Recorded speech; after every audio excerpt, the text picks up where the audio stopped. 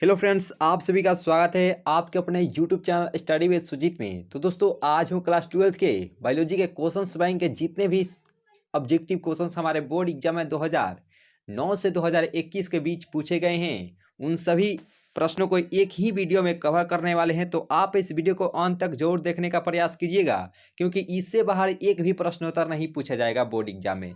तो चलिए हम लोग बारी बारी से देखते हैं प्रश्नों को। और यहाँ पे फर्स्ट ना प्रश्न आपके सामने है कि ओपरेन मॉडल क्या प्रदर्शित करता है। जीन का संश्लेषण, जीन का एक्सप्रेशन, जीन का फंक्शन या जीन का रेगुलेशन। तो जब ओपरेन मॉडल पूछेगा दोस्तों, तो वह जीन का रेगुलेशन प्रदर्शित करता है, यानी कि सी जो है वह सही आंसर हो जाएगा दोस्तों। और यहाँ पे प्रश्न है कि इनमें से किसका पुष्पासन खाया जाता है। आपको बताना है कि इनमें से किसका पुष्पासन खाया जाता है। तो अब तक आपका आंसर भी आगे होगा बी, यानी कि सेब का जो है वह पुष्पासन खाया जाता है। और बीज चोल जो खाया जाता है वह तो शरीफा को खाया जाता है, याद रखिएगा। यानी कि ऑप्शन नंबर जो बी है वह सही आंसर हो जाएगा। आप अपना आंसर जरूर टाइप करते चलेगा दोस्तों, इससे पता चलेगा कि आपकी तैयारी अभी कितनी हुई है। इस वीडियो को देखने के बाद इतना कॉन्फिडेंस लेवल बढ़ जाएगा दोस्तों, क्योंकि ये वीडियो देखने के बाद आप बोर्ड एग्जाम देने जाते हैं तो एक भी प्रश्नोत्तर आप छोड़ कर नहीं आएगा, पूर्णतः 35 से 35 कर आएगा दोस्तों। यहाँ प्रश्न है कि डीएनए में से किसका आनुवंशिक पदार्थ होता है। तो डीएनए निम्न में से किसका आनुवंशिक पदार्थ होता है। तो आपको बताना है इनमें से किसका होता है। तो जो बैक्टीरियोफेज होता है, बैक्टीरियोफेज उसी का ही होता है आनुवंशिक पदार्थ, यानी कि बी जो है वह सही आंसर हो जाएगा। और यहाँ पे जो प्रश्न है ये तो सभी को मालूम होंगे, 110% विद्यार्थी को मालूम होंगे कि पारिस्थितिकी तंत्र की आहार श्रृंखला में ऊर्जा का प्रवाह कैसा होता है। तो जब ऊर्जा कहेगा या प्रकाश कहेगा तो जाहिर सी बात है वह एक दिशीय होता है, और प्रकाश अगर पूछता है तो वह सीधी रेखा में गमन करता है। तो ये तो फिजिक्स का सवाल हो गया, लेकिन आपको बताने का वही मकसद था कि आप किसी तरह से समझ जाए। समझना ही आप में बिल्कुल ही अच्छा से है, क्योंकि बोर्ड एग्जाम में इससे बाहर एक भी प्रश्न उत्तर नहीं पूछा जाएगा। तो एक दिशीय होता है दोस्तों। और यहाँ पे प्रश्न है कि निम्न में से कौन एक जैविक खाद नहीं है। तो जैविक खाद इनमें से बताना है कौन है। तो जैविक खाद में तो ये तो अजोटोबैक्टर भी होता है, अजोला भी होता है और क्लस्ट्रीडियम भी होता है, लेकिन यहाँ पे नहीं पूछा है। तो नहीं, ये बेसिलस से थुरिंजिएंसिस होता है, यानी कि ऑप्शन नंबर जो बी है वह सही आंसर हो जाएगा। आप बायोलॉजी में देखते होंगे कि जो बायोलॉजी के शब्द होते हैं वह अधिकतर बार वह इंग्लिश शब्द होते हैं, तो थोड़ा पढ़ने में कठिनाई होंगी, लेकिन जो पढ़ने में कठिनाई होती है वही प्रश्न आपके बोर्ड एग्जाम में हमेशा से पूछते आ रहा है। तो आप इन सभी प्रश्नों को अच्छे से जरूर तैयार कर लीजिएगा परीक्षा से पहले। अगर तैयारी कर लेते हैं तो इस वीडियो को 2 से 3 बार जरूर रिवीजन के लिए देख लीजिएगा, क्योंकि इससे बाहर एक भी प्रश्नोत्तर नहीं पूछा जाएगा दोस्तों। और यहाँ प्रश्न है कि क्षय रोग का संक्रमण मुख्यतः किसके द्वारा होता है। काफ़ी महत्वपूर्ण प्रश्न है दोस्तों कि क्षय जो रोग होता है वह किसके द्वारा वह फैलता है। क्या जल से, कीट से, हवा से या संपर्क से। यानी संपर्क कहने का अर्थ है एक व्यक्ति दूसरे के संपर्क में आता है। तो यह क्या क्षय रोग होता है। तो नहीं, वह हवा के द्वारा फैलता है, यानी कि ऑप्शन नंबर जो बी है वह सही आंसर हो जाएगा दोस्तों। और यहाँ पे जो प्रश्न आप देख रहे हैं स्क्रीन पर कि जैव रिएक्टर अनुकूलतम परिस्थिति में क्या निर्माण करता है। तो जैव रिएक्टर जो होता है दोस्तों वह अनुकूलतम परिस्थिति में वह उत्पाद का निर्माण करता है, यानी कि ऑप्शन नंबर जो ए है वह सही आंसर हो जाएगा। आप अपना आंसर जरूर टाइप करते चलिएगा दोस्तों। चैनल पर नए जुड़े हो तो जरूर सब्सक्राइब कर लीजिएगा। और यहाँ प्रश्न है कि किस फल में बीज चोल खाया जाता है। उस समय हम बताए थे कि किस फल में बीज चोल खाया जाता है, यानी कि बीज वाला। मान लीजिए कि कोई फल है, उसका बीज जो ऊपरी परत है तो वो तो खाया नहीं जाता है, बीज चोल यहाँ पे कहा गया है।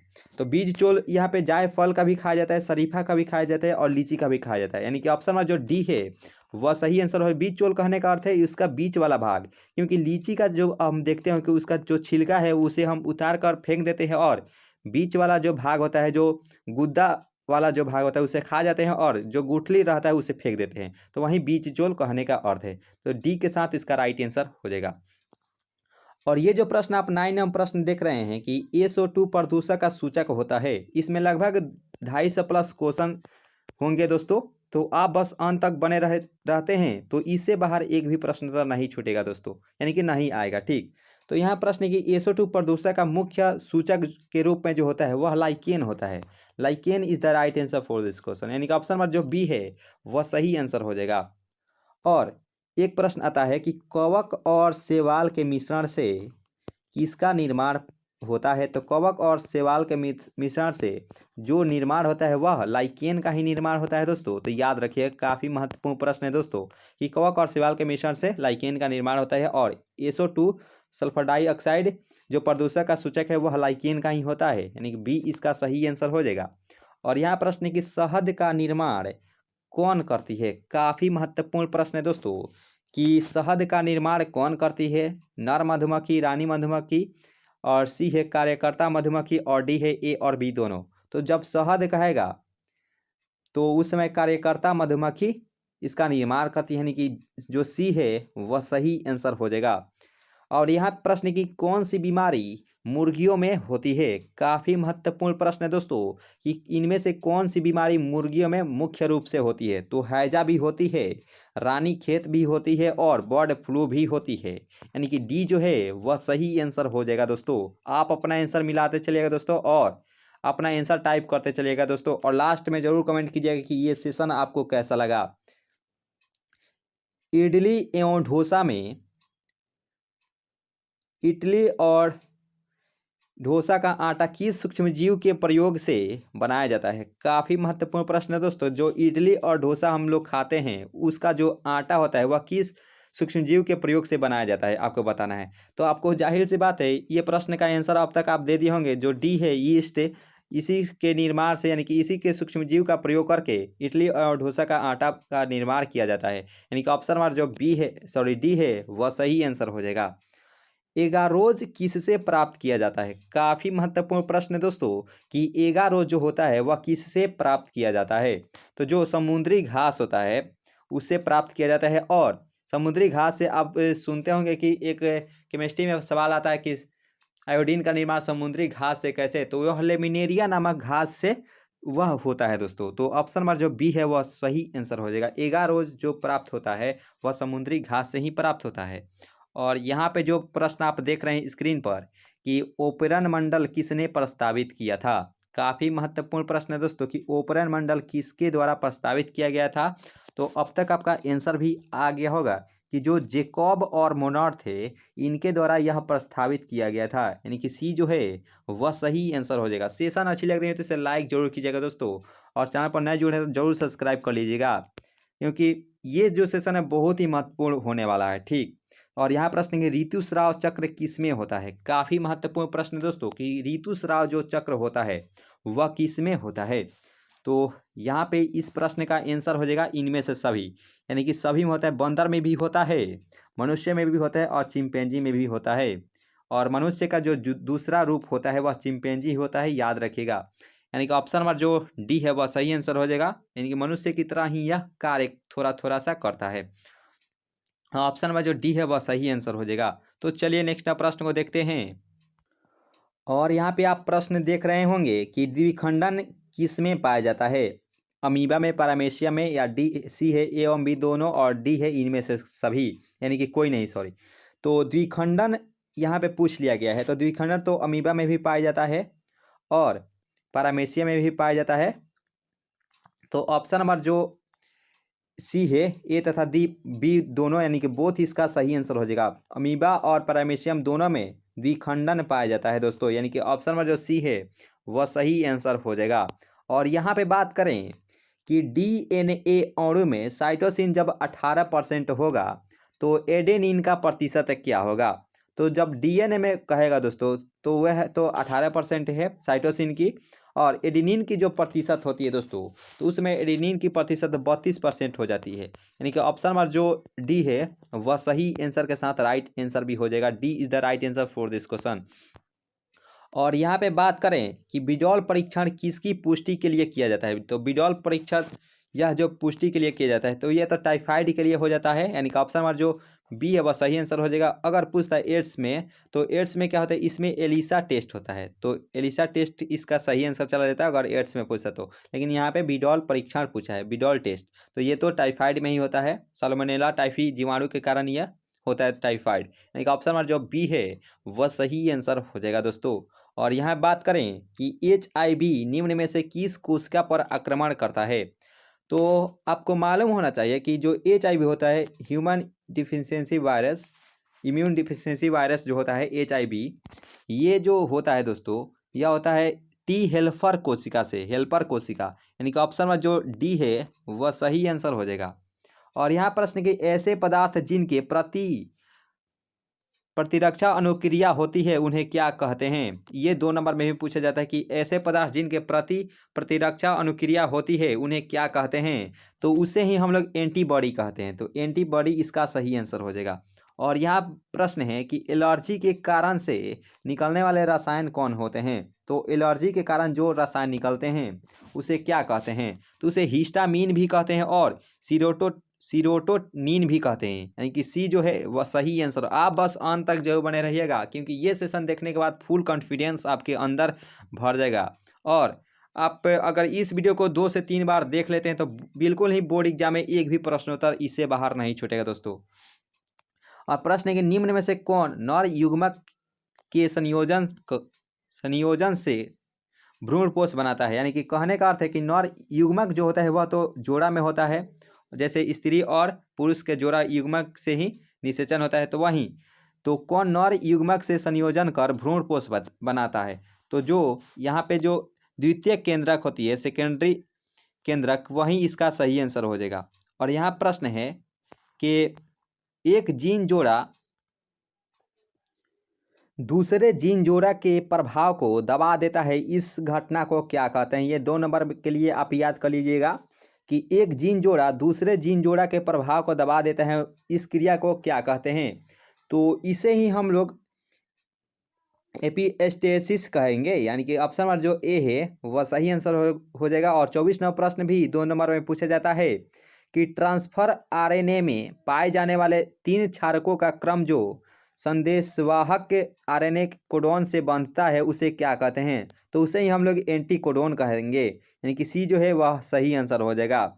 और यहाँ पे बात करें 25 नंबर प्रश्न के बारे में, तो ये प्रश्न काफ़ी महत्वपूर्ण प्रश्न है कि बुचरेरिया ब्रैंकोफ्टी जो आदमी में फाइलेरिया रोग पैदा करता है का क्या समूह है दोस्तों। यहाँ पे बुचरेरिया ब्रैंकोफ्टी जो आदमी में फाइलेरिया रोग पैदा करता है का समूह क्या है। तो इसका जो मुख्य रूप से जो समूह होता है दोस्तों वह हेलमिंथ हो जाता है, यानी कि ऑप्शन में जो डी है वह सही आंसर हो जाएगा। और यहाँ पे बात करें कि अधिक अल्कोहल लेने से शरीर का कौन सा अंग सबसे ज़्यादा प्रभावित होता है। ये तो प्रश्न देखते ही आपका आंसर भी आ गया होगा कि जब अधिक आप शराब पीते हैं या अधिक अल्कोहल का यूज करते हैं, माने अभी तो हम लोग नहीं करते हैं लेकिन जो करते हैं उनका जो अधिक प्रभाव जो अंग पर पड़ता है वह यकृत पर ही पड़ता है, यानी कि बी जो है सही आंसर हो जाएगा। वैसे भी हम लोग को अभी करना नहीं चाहिए या कभी नहीं करना चाहिए, बहुत खराब ये नशा है दोस्तों। नशा किसी का भी हो लेकिन वो तो एक दिन आदमी का ही मार ही देती है नशा, किसी का भी हो। तो आप लोग ओनली नशा जो कीजिएगा वह पढ़ाई का कीजिएगा दोस्तों, आपसे निवेदन है। तो पढ़ाई से करेंगे तो आप में या तो सही मुकाम मिलेगी या आप सही से किसी का सहायता भी कर सकते हैं पढ़ाई के माध्यम से। और यहाँ प्रश्न कि मेंडल के नियम का एक अपवाद कौन सा है। तो मेंडल का एक नियम का जो अपवाद के रूप में वह संलग्नता जो होता है वह सही आंसर हो जाएगा, सी जो है वह सही आंसर हो जाएगा। और मेंडल को आनुवंशिकी का पिता भी कहा जाता है और मेंडल के द्वारा मटर के पौधे का ही उस पर यूज किया गया था। तो ऑप्शन नंबर जो सी है वह संलग्नता के साथ इसका राइट आंसर चला जाएगा। यह मेंडल के नियम का एक अपवाद है दोस्तों। और यहाँ पे प्रश्न है कि निम्न में से कौन यौन संचारित रोग है। काफ़ी महत्वपूर्ण प्रश्न है दोस्तों कि यौन संचारित रोग कौन सा है। तो इसमें 3 ही होता है मुख्य रूप से, जो हमारे बोर्ड एग्जाम में 100% रहता है हर साल। तो 3 यौन संचारित रोग हो जाएगा, जैसे सिफिलिस हो गया, सिफिलिस, गोनोरिया और एड्स।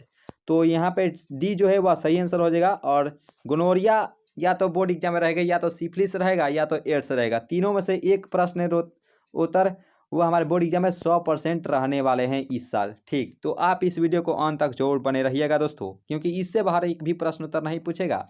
और यहाँ पे जो प्रश्न आप देख रहे हैं स्क्रीन पर कि निम्न में से कौन विषाणु से होने वाली बीमारी नहीं है, यानी पे पूछ लिया गया कि विषाणु यानी कि वायरस से कौन सी रोग नहीं होता है, यानी कौन सा बीमारी नहीं होता है। तो आपका राइट आंसर भी जो डिप्थीरिया होता है वह विषाणु से नहीं होता है दोस्तों, यानी कि ऑप्शन नंबर जो ये तो प्रोटोजुआ से होता है, तो ऑप्शन नंबर जो सी है वह सही आंसर हो जाएगा, डिप्थेरिया। और यहाँ प्रश्न है कि निम्नलिखित में कौन पशुपालन में सम्मिलित नहीं है, यानी कि पशुपालन के रूप में कौन सम्मिलित नहीं है। तो आपका भी आंसर अब तक आ गया होगा, जो कार्बनिक खेती होती है ये तो पशुपालन से नहीं सम्मिलित है, यानी कि ऑप्शन नंबर जो डी है वह सही आंसर के साथ राइट आंसर भी हो जाएगा। क्योंकि मेहनत तो करना ही पड़ेगा दोस्तों, आप अगर मेहनत सही ढंग से करते हैं तो बोर्ड एग्जाम में आपका मार्क्स जितना चाहते हैं उतना आ सकता है। अगर मेहनत आप सही लगने और सही दिशा में नहीं करते हैं तो आपका मार्क्स तो बहुत ही कम आने वाला है। तो आप बस सही लग्न और सही दिशा में मेहनत कीजिएगा। जो प्रश्न उत्तर प्रीवियस ईयर में है उसे आप जरूर तैयार कर लें, यानी कि ये जो सेशन है बहुत ही महत्वपूर्ण है दोस्तों आपके लिए। तो यहाँ प्रश्न है कि निम्नलिखित में किसका संबंध माइक्रोबायोलॉजी से नहीं है। तो माइक्रोबायोलॉजी से इनमें से किसका संबंध नहीं है, तो आपको बताना चाहते हैं दोस्तों जो स्टेफन हेल्स हैं इनका बायोलॉजी से माइक्रोबायोलॉजी से संबंध नहीं है, यानी कि सी जो है वह सही आंसर हो जाएगा। और यहाँ पे बात करें नेक्स्ट प्रश्न के बारे में कि एंटीकोडॉन्स किस में पाया जाता है। काफ़ी महत्वपूर्ण प्रश्न है दोस्तों कि एंटीकोडॉन्स किस में पाया जाता है। तो एंटीकोडॉन्स जो पाया जाता है दोस्तों वह टीआरएनए में पाया जाता है। TRNA is the right answer for this question, यानी कि बी जो है वह सही आंसर हो जाएगा। और मेंडल ने प्रस्तावित किया था, तो आपको पहले ही हम बता चुके हैं कि मेंडल ने प्रस्तावित किया था तो वह आनुवंशिकता का नियम, यानी कि ऑप्शन नंबर जो बी है वह सही आंसर हो जाएगा। और मेंडल के द्वारा जो नियम है वह तो संलग्नता यह उसके अपवाद के रूप में होता है। अभी ही ये प्रश्न को देखे थे तो मेंडल के द्वारा जो प्रस्तावित किया गया था वह आनुवंशिकता का नियम को प्रस्तावित किया गया था, यानी कि ऑप्शन नंबर जो बी है वह सही आंसर हो जाएगा। और यहाँ पे प्रश्न है कि पृथक्करण के सिद्धांत को और क्या कहते हैं। तो जब पृथक्करण कहते हैं तो उस सिद्धांत को और किस नाम से जानते हैं। तो इस सिद्धांत को और हम लोग युग्मकों की शुद्धता नियम के नाम से भी जानते हैं, यानी कि सी जो है वह सही आंसर हो जाएगा। और यहाँ पे बात करें कि नई प्रजातियों के निर्माण का महत्वपूर्ण कारक क्या है। तो नई प्रजातियों के निर्माण का जो महत्वपूर्ण कारक है तो वह तो हो जाएगा उत्परिवर्तन, यानी कि बी जो है वह सही आंसर हो जाएगा। आप अपना आंसर जरूर मिलाते चलेगा दोस्तों। और यहाँ पे प्रश्न आपके सामने है कि एकिडना क्या है। तो एकिडना यह मुख्य रूप से क्या होना चाहिए आपकी तरह, आपकी आंसर की तरह। तो आपकी आंसर अब तक योजक कड़ी जिनका भी आया है वह सही आंसर हो जाएगा। योजक कड़ी इज द सही आंसर फॉर दिस क्वेश्चन, और ये योजक कड़ी इसका भी राइट आंसर हो जाएगा। और बात करें कि डोडो है, तो डोडो तो एक पक्षी होता है, लेकिन ये डोडो अभी के डेट में क्या है। तो डोडो जो पक्षी है वह अभी के डेट में वह विलुप्त हो चुका है दोस्तों, विलुप्त हो चुका है। तो ऑप्शन नंबर जो ए है वह सही आंसर हो जाएगा। अभी के डेट में आप देखते होंगे जो कौआ है या गौरैया है वह संकटग्रस्त प्रजाति के रूप में अभी के डेट में उसे लाया गया है, क्योंकि आप देखते होंगे कि बहुत ही कम मात्रा में आजकल पाई जा रही है। तो आप उन्हें संरक्षण करें और उनकी जो देखभाल है उसे आप करने का प्रयास कीजिएगा, क्योंकि ये जब चले जाएगा ये तो हम लोगों को देखने का भी नहीं प्राप्त हो सकता है। तो आप उन्हें अच्छे से ज़रूर उनकी मतलब होता है सहायता, तो वो करने का प्रयास कीजिएगा। और गौरैया को तो हमारे घर में ही पाला जाता है, तो उसे हम लोग अच्छे से हमारा जो कमरा है उसमें लगभग 1 से 2 उसमें उन सब का खोता है, तो उन्हें हम लोग बहुत ही अच्छे से उनको देखभाल भी करते हैं। तो यहाँ प्रश्न आप भी जरूर देखभाल करने का प्रयास कीजिए, क्योंकि ये जब विलुप्त हो जाएंगी तो बहुत ही अच्छा चिड़िया है गौरैया, आप तो समझते ही हैं। और यहाँ प्रश्न है कि निम्नलिखित में कौन द्विगुणित संरचना है। तो हम पहले ही आपको बताए थे जो द्विगुणित कहने का अर्थ है इसमें 2 जोड़ा भाग लेंगे, यानी कि स्त्री और पुरुष। तो युग्मनज जो होता है जाइगोट वही द्विगुणित संरचना होता है, यानी कि ऑप्शन में जो सी है वह सही आंसर हो जाएगा। और यहाँ बात करें कि निम्न में से कौन पौधा जलोद्भिद है। तो जलोद्भिद इनमें से बताना है कौन सा पौधा है। तो अब तक आपका आंसर भी आ गया होगा कि जो सिंघाड़ा होता है यह जलोद्भिद पौधा होता है, यानी कि ऑप्शन नंबर जो ए है वह सही आंसर हो जाएगा। सर्टोली कोशिकाएं पाई जाती है, तो ये तो सभी का आंसर अब तक आ गया होगा कि सर्टोली कोशिका ये तो पुरुषों में पाई जाती है, यानी कि वृषण में पाई जाती है, यानी कि ये जो है वह सही आंसर हो जाएगा। और ये जो प्रश्न देखते ही आपका आंसर भी अब तक आ गया होगा कि मनुष्य यानी कि पुरुष का यहाँ पे बात किया गया है, तो पुरुष में गुणसूत्रों की संख्या कितनी होती है। आपको बताना चाहते हैं कि जो मनुष्य में गुणसूत्रों की संख्या 46 होती है, लेकिन यहाँ पे पुरुष पूछ लिया गया है। तो पुरुष में गुणसूत्रों की संख्या जो होती है दोस्तों उसमें क्या होती है कि इसमें 44 तो होती ही है, लेकिन इसमें XY होती है। तो 44 प्लस XY यानी कि 46, यानी कि ऑप्शन नंबर जो बी है वह सही आंसर हो जाएगा। 44 प्लस XY इसका सही आंसर हो जाएगा। अगर वहीं स्त्री कहता तो उसमें 44 प्लस XX रहता। तो यहाँ पे अधिकतर बार हमारे बोर्ड एग्जाम में वाली पुरुष का ही पूछा है। तो हम लोग को किसी तरह से तैयार रहना है। तो किसी तरह से अगर पुरुष का पूछे तो भी हम लोग तैयार हैं, और स्त्री का पूछे तो भी हम लोग तैयार हैं। तो यहाँ पे पुरुष के है, तो ऑप्शन नंबर जो बी है वह सही आंसर हो जाएगा। और यहाँ पे प्रश्न है कि गेंडा अभ्यारण्य किस राज्य में अवस्थित है। तो गेंडा अभ्यारण्य की बात करें तो गेंडा अभ्यारण्य तो जाहिर सी बात है एक सिंह वाला गेंडा असम में ही पाया जाता है, यानी कि ये जो है वह सही आंसर हो जाएगा। और उत्तर प्रदेश में दुधवा राष्ट्रीय उद्यान हो जाएगा। बिहार में तो वाल्मीकि राष्ट्रीय उद्यान हो जाएगा दोस्तों, याद रखिएगा। तो यहाँ प्रश्न है कि बायोगैस में होता है, काफ़ी महत्वपूर्ण प्रश्न दोस्तों कि बायोगैस में क्या क्या होता है।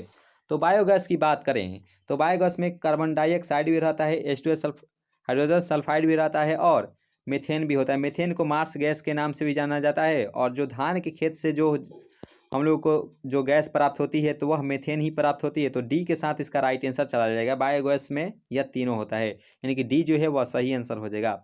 आप इस सेशन को अच्छे से कवर कर लेते हैं तो बोर्ड एग्जाम में इससे बाहर कोई भी प्रश्न नहीं पूछेगा दोस्तों, क्योंकि ये प्रश्न जो हो रहा है ये सभी प्रीवियस ईयर क्वेश्चन ही लिया गया है। और यहाँ प्रश्न है क्रॉसिंग ओवर किस अवस्था में होता है।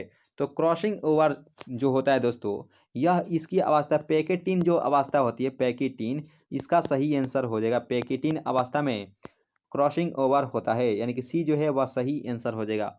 और यहाँ बात करें पीसीआर से किसकी जांच होती है। तो पीसीआर से आपको बताना है किसकी जांच होती है। तो जो HIV होती है इसकी जांच होती है, एक ऑप्शन नंबर जो ए है वह सही आंसर हो जाएगा। और यहाँ बात करें प्रत्येक जीवित पादप कोशिका से पूर्ण पौधा बन जाता है, इस गुण को क्या कहते हैं। काफ़ी महत्वपूर्ण प्रश्न है दोस्तों कि प्रत्येक जीव पादप कोशिका से पूर्ण पौधा बन जाता है, इस गुण को क्या कहते हैं। तो इसी गुण को तो टिटोपोटेंसी कहेंगे दोस्तों, यानी कि सी जो है वह सही आंसर हो जाएगा। ये 2 नंबर में भी पूछ लिया जाता है, टिटोपोटेंसी किसे कहते हैं। तो प्रत्येक जीवित पादप कोशिका से पूर्ण पौधा बन जाता है, इस गुण को टिटोपोटेंसी कहेंगे। C is the right answer for this question. और यहाँ प्रश्न है कि आवृत बीजी पौधे के भ्रूणपोष में गुणसूत्रों की सूत्र गुणता क्या होती है।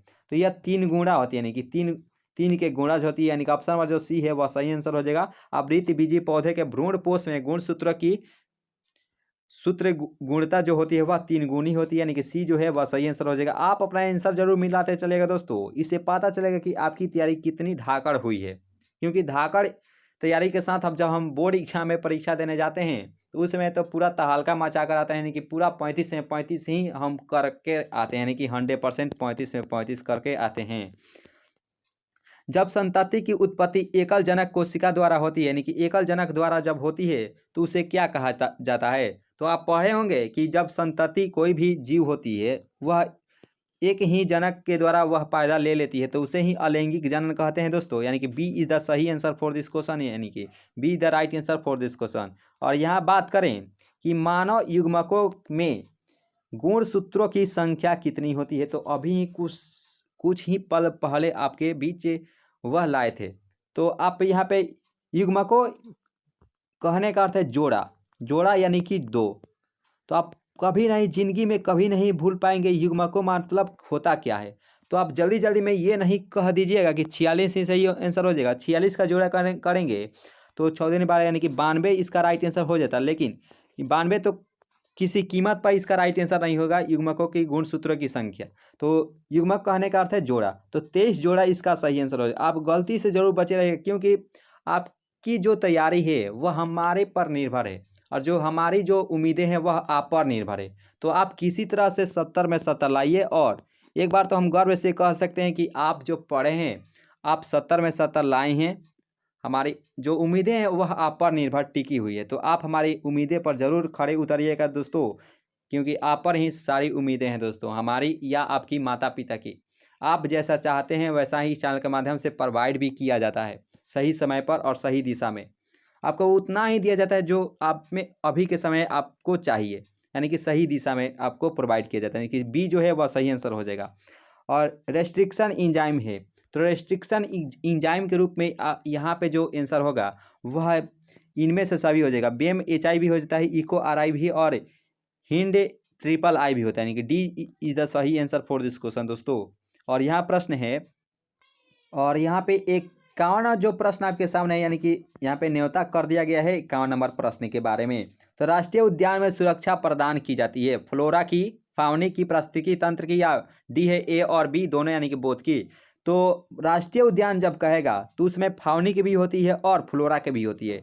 डी जो है वह सही आंसर हो जाएगा। पारिस्थितिकी तंत्र तो ये तो हमारे वातावरण में ही जब हम खेतों करते हैं या और जो गाछ वृक्ष होते हैं वो तो पारिस्थितिकी तंत्र के रूप में आते हैं। तो ये तो राष्ट्रीय उद्यान से कोई इसका संबंध भी नहीं है, संबंध है लेकिन थोड़ा सा है, लेकिन यहाँ पे सुरक्षा प्रदान की जाती है तो वह डी के साथ इसका राइट आंसर चला जाएगा। सेशन अच्छी लग रही हो तो इसे लाइक जरूर कीजिएगा दोस्तों, क्योंकि ये जो चैनल बनाया गया है सिर्फ आप ही के सहारे बनाया गया है। आप जैसा चाहते हैं, आपको जैसा मतलब अच्छे से समझ में आता है वैसा ही चैनल के माध्यम से प्रोवाइड किया जाता है। तो एक बार जरूर लाइक ठोक दीजिए और परीक्षा में इतना अच्छे मार्क्स लाइए कि हम गर्व से कह सकते हैं, या आपके जो बिहार टॉपर है या जो आपकी पंचायत है या जिला टॉपर है, आप गर्व से आपके माता पिता कहें कि ये मेरा पुत्र है दोस्तों। इस प्रकार से मेहनत अभी से इतना धाकड़ मेहनत कीजिए इस माह में कि आपके बोर्ड एग्जाम में लगभग 95% आपका आए। इतना मेहनत कर दीजिए इसी दिनों में। द्वितीयक उत्पादकता किससे संबंधित है?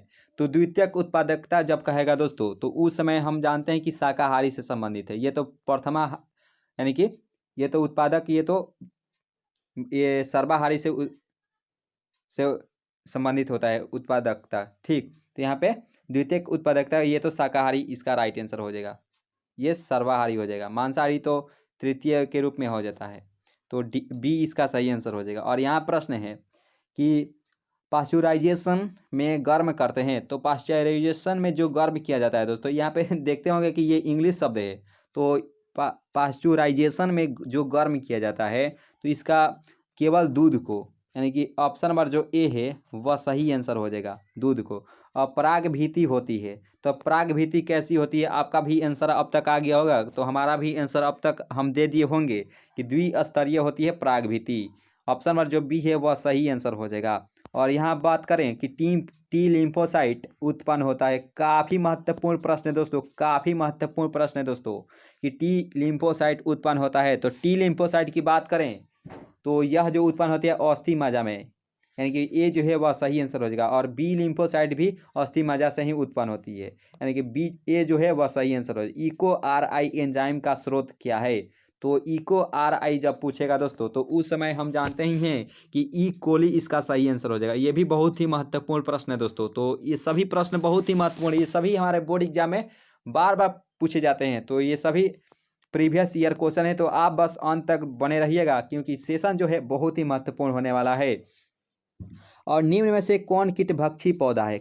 आपको मालूम होना चाहिए, जब आप पिछले वीडियो को देखे होंगे तो कीटभक्षी पौधे के रूप में यहाँ पे बोथ आंसर हो, ड्रोसेरा और नेफेंथिस इसका सही आंसर हो जाएगा, यानी कि C जो है वह राइट आंसर हो जाएगा दोस्तों, C इसका सही आंसर हो जाएगा। और यहाँ प्रश्न है निम्न में से उभयलिंगी प्राणी है, ये तो हम लोग 8वीं क्लास से ही पढ़ते आ रहे हैं कि उभयलिंगी प्राणी कौन है। तो ये तो आंख मूंद कर अब जो ऑप्शन बोलेगा उसका आप सपना में भी आंसर दे पाएंगे दोस्तों। तो केंचुआ इसका सही आंसर हो जाएगा। और केंचुआ को किसान का मित्र भी कहा जाता है, ये तो बहुत पहले से ही हम लोग जानते ही हैं। और ये तो हलवा सवाल है लगभग, यानी कि जो D है वह सही आंसर हो जाएगा। आपके बोर्ड एग्जाम में हल्का सवाल पूछा जाता है, जो आप नहीं पढ़ते हैं आपको भारी बुझाता है। तो आप इस सेशन को 1 से 2-3 बार जरूर देखने का प्रयास कर लीजिएगा परीक्षा से पहले। तो एक भी प्रश्नोत्तर यानी कि सेम टू सेम इसी से टकराने वाले हैं, 100% सेम टू सेम इसी से टकराने वाले हैं। क्लोरेला निम्न में से क्या है? तो आपको बताना है क्लोरेला निम्न में से क्या है। तो अब तक आपका आंसर भी आ गया होगा कि जो क्लोरेला होता है वह एकल कोशिका प्रोटीन होता है, यानी कि D जो है वह सही आंसर हो जाएगा। और यहाँ बात करें कि क्राइजीन बाल कृमि से किस फसल को बचाता है, तो गेहूं, आम, ये चाहे तो होगा नहीं, कपास इसका सही आंसर हो जाएगा। क्राइजीन बाल कृमि से वह कपास फसल को बचाता है, यानी कि A जो है वह सही आंसर हो जाएगा। और बात करें यहाँ पे 61 प्रश्न के बारे में, यहाँ पे जो प्रश्नों की संख्या रहेगी 250 प्लस क्वेश्चन रहेगा। इसे आप रिवीजन बार बार कर लेते हैं तो इससे बाहर नहीं आने की संभावना है दोस्तों। आए भी जाएगी तो आपको 70 में से 35 से प्रश्नोत्तर बनाना है, तो आपको 35 ही जरूर ठोक कर आएंगे 100 में 100, यानी पूरे 100% गारंटी के साथ आप पर पूर्णतः विश्वास है दोस्तों। तो आप कर कर जरूर आएंगे। निम्न में से डीएनए में कौन से प्यूरिन बेस है? जब डीएनए कहेगा दोस्तों, डीएनए, तो डीएनए में जो होता है दोस्तों उपस्थित, वह इसका एडेनिन और ग्वानिन हो जाएगा, यानी कि ऑप्शन नंबर जो सी है वह सही आंसर हो जाएगा, इसका राइट आंसर। ठीक। और यहाँ प्रश्न है कि कैंसर किस कारण से होता है?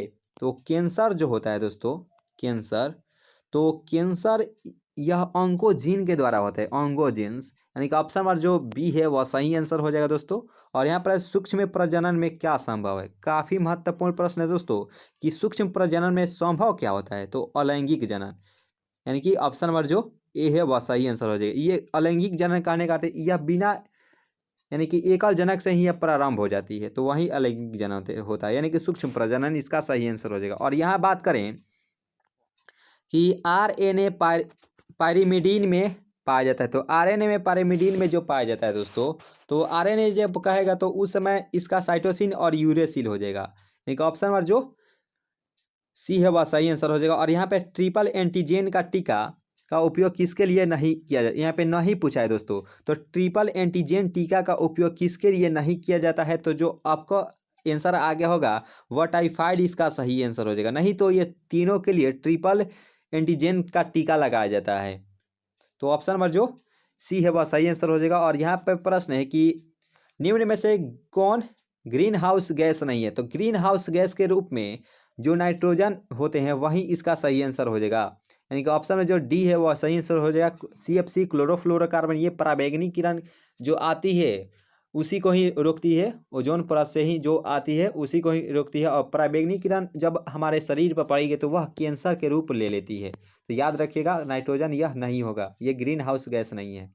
और यहाँ पे प्रश्न है कि कान्हा राष्ट्रीय उद्यान किसके लिए प्रसिद्ध है? काफ़ी महत्वपूर्ण प्रश्न है दोस्तों कि कान्हा राष्ट्रीय उद्यान जो है ये तो सिंह के लिए प्रसिद्ध है, यानी कि बाघों के लिए प्रसिद्ध है, टाइगर के लिए, यानी कि ऑप्शन नंबर जो बी है वह सही आंसर हो जाएगा। और यहाँ पे बात करें, ये तो सभी को मालूम होंगे कि इसका राइट आंसर क्या होना चाहिए, तो आप अपना आंसर गोली की तरह दाग दीजिए, इसका राइट आंसर क्या होना चाहिए। और निम्न में से कौन आहार श्रृंखला का सही क्रम है? तो सही क्रम पूछा है दोस्तों, तो घास हो गया, घास को बकरी खाती है और बकरी को शेर खाता है, तो सी जो है वह सही आंसर हो जाएगा। तो चलिए अब नेक्स्ट प्रश्न को देखते हैं। और यहाँ पे 69 नंबर जो प्रश्न आपके सामने है कि निम्नलिखित में से कौन कैंसर कोशिकाएं हैं? काफ़ी महत्वपूर्ण प्रश्न है दोस्तों। जो हेला कोशिकाएं होती है, हेला कोशिकाएं, यही कैंसर कोशिकाएं के रूप में होती है, यानी कि बी जो है वह सही आंसर हो जाएगा। पूरे जोश और उल्लास के साथ आपके सामने आए हैं ताकि बोर्ड एग्जाम में इससे बाहर एक भी प्रश्नोत्तर न जाए। और यहाँ पे प्रश्न है, आपको भी जोश और उल्लास के साथ ही इस वीडियो को देखिएगा दोस्तों, क्योंकि ये वीडियो बहुत ही महत्वपूर्ण साबित होने वाली है इस साल के बोर्ड एग्जाम के लिए कि मनुष्य निम्नांकित में से किस ऑर्डर तथा किस कुल का सदस्य है। आपको बताना है कि मनुष्य जो है, यानी कि आदमी जो है, वह किस ऑर्डर और किस समूह का सदस्य माना जाता है। तो आपको बताना है, इसका राइट आंसर भी अब तक आ गया होगा। जो भी दोस्त ऑप्शन नंबर सी को बताए हैं कि प्राइमेट्स तथा होमिनिडी, यानी कि सी जो है वह सही आंसर हो जाएगा, प्राइमेट्स तथा होमिनिडी। और वायु परागण किस में नहीं होता है? काफ़ी महत्वपूर्ण प्रश्न है दोस्तों, जो वायु परागण होता है वह किस में नहीं होता है। तो अब तक भी आपका राइट आंसर जो सेल्विया होती है वह सही आंसर हो जाएगा। नहीं तो वायु परागण घास में भी होती है, गेहूं में भी हो, मक्का में भी, यानी कि डी जो है वह सही आंसर हो जाएगा, सेल्विया। पौधे जो जलीय वातावरण में नहीं पाए जाते हैं वह क्या है?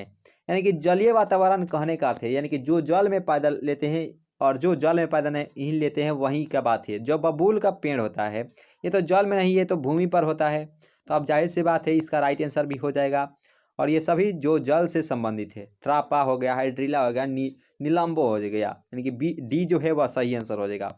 और यहाँ पे बात करें 73 नंबर प्रश्न के बारे में कि कौन सा पिरामिड कभी उल्टा नहीं हो सकता, तो हम पहले ही जब आप देखे होंगे कि जो ऊर्जा का पिरामिड होता है ये तो एक दिशीय होता है, तो ऑप्शन नंबर जो बी है वह सही आंसर हो जाएगा। निम्नांकित में से बाह्य स्थानीय संरक्षण का उदाहरण कौन है? तो आपको बताना है कि निम्नांकित में से बाह्य स्थानीय की जो बाहरी का जो संस्थान होता है उसे संरक्षण का उदाहरण इनमें से क्या क्या होना चाहिए। तो इसका जो सही आंसर हो जाएगा वह डी के साथ इसका राइट आंसर हो जाएगा। राष्ट्रीय उद्यान भी होता है, पवित्र उपवन और बीज बैंक, यानी कि सी जो है वह सही आंसर हो जाएगा।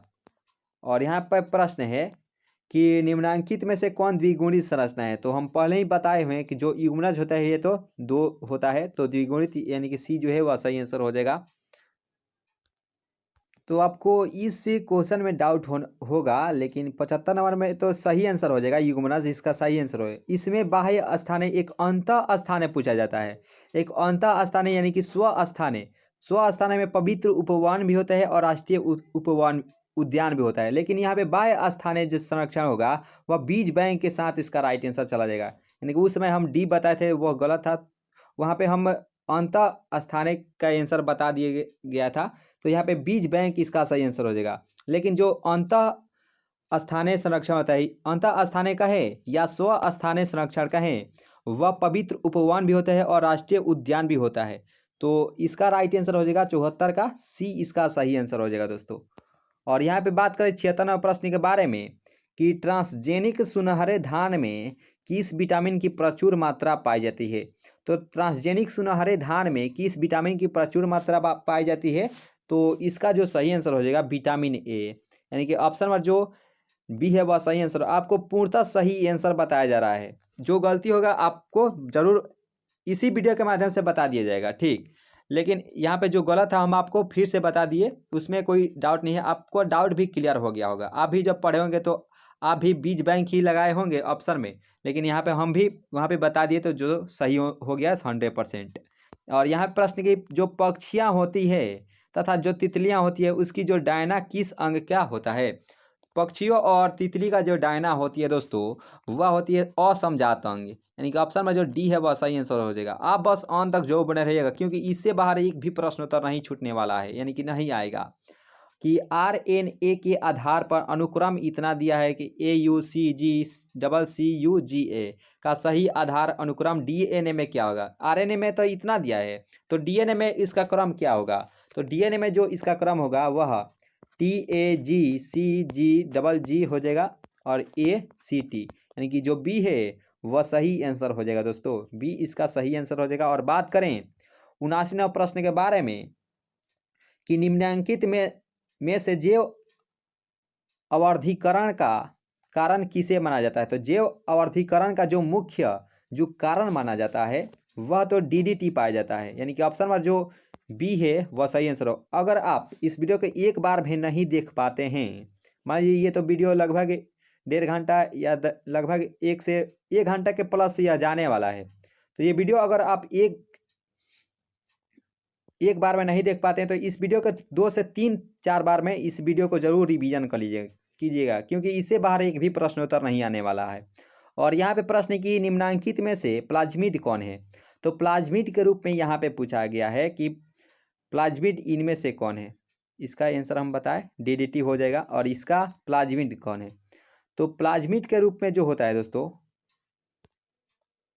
तो इसका जो सही आंसर होगा दोस्तों वह PBr 322 हो जाएगा, यानी कि सी जो है वह सही आंसर हो जाएगा। और यहाँ बात करें कि मनुष्य में प्लाज्मोडियम की संक्रमण अवस्था क्या होती है। तो जब मनुष्य कहेगा तो उस समय जो प्लाज्मोडियम की संक्रमण अवस्था होती है तो उस समय इसकी अवस्था स्पोरोजोइट होता है, यानी कि ये जो है वह सही आंसर हो जाएगा। आप बस अंत तक जो बने रहिएगा, क्योंकि इससे बाहर एक भी प्रश्न उत्तर नहीं आएगा। और यहाँ प्रश्न है कि कौन मोबाइल आनुवंशिक पदार्थ है। तो आपको बताना है कौन मोबाइल आनुवंशिक पदार्थ है, यानी कि पदार्थ है, ठीक। तो ट्रांसपोजोन होता है, यानी कि बी जो है वह सही आंसर हो जाएगा। और यहाँ प्रश्न कि TI प्लाज्मिड निम्न में से किससे प्राप्त किया जाता है। तो निम्न में से जो प्लाज्मिड होता है, यानी कि TI प्लाज्मिड निम्न में से किससे प्राप्त किया जाता है। तो ये तो आपको जानते ही हैं कि जो एग्रोबैक्टीरियम ट्यूमोफेसियंस जो है वह सही आंसर हो जाएगा, बी जो है वह राइट आंसर हो जाएगा। और यहाँ बात करें जीवाश्म सामान्यतः किस में पाए जाते हैं। तो जीवाश्म जो होते हैं दोस्तों, जीवाश्म यह सामान्यतः रूपांतरित चट्टान में पाए जाते हैं, यानी कि सी जो है ए जो है वह सही आंसर हो जाएगा। आपका बिल्कुल ही सही आंसर बताया जा रहा है ताकि बोर्ड एग्जाम में कोई भी डाउट ना रहे, ठीक। और गेटेक GAATC निम्नांकित में से किसका रिकॉग्नाइजेशन साइट है।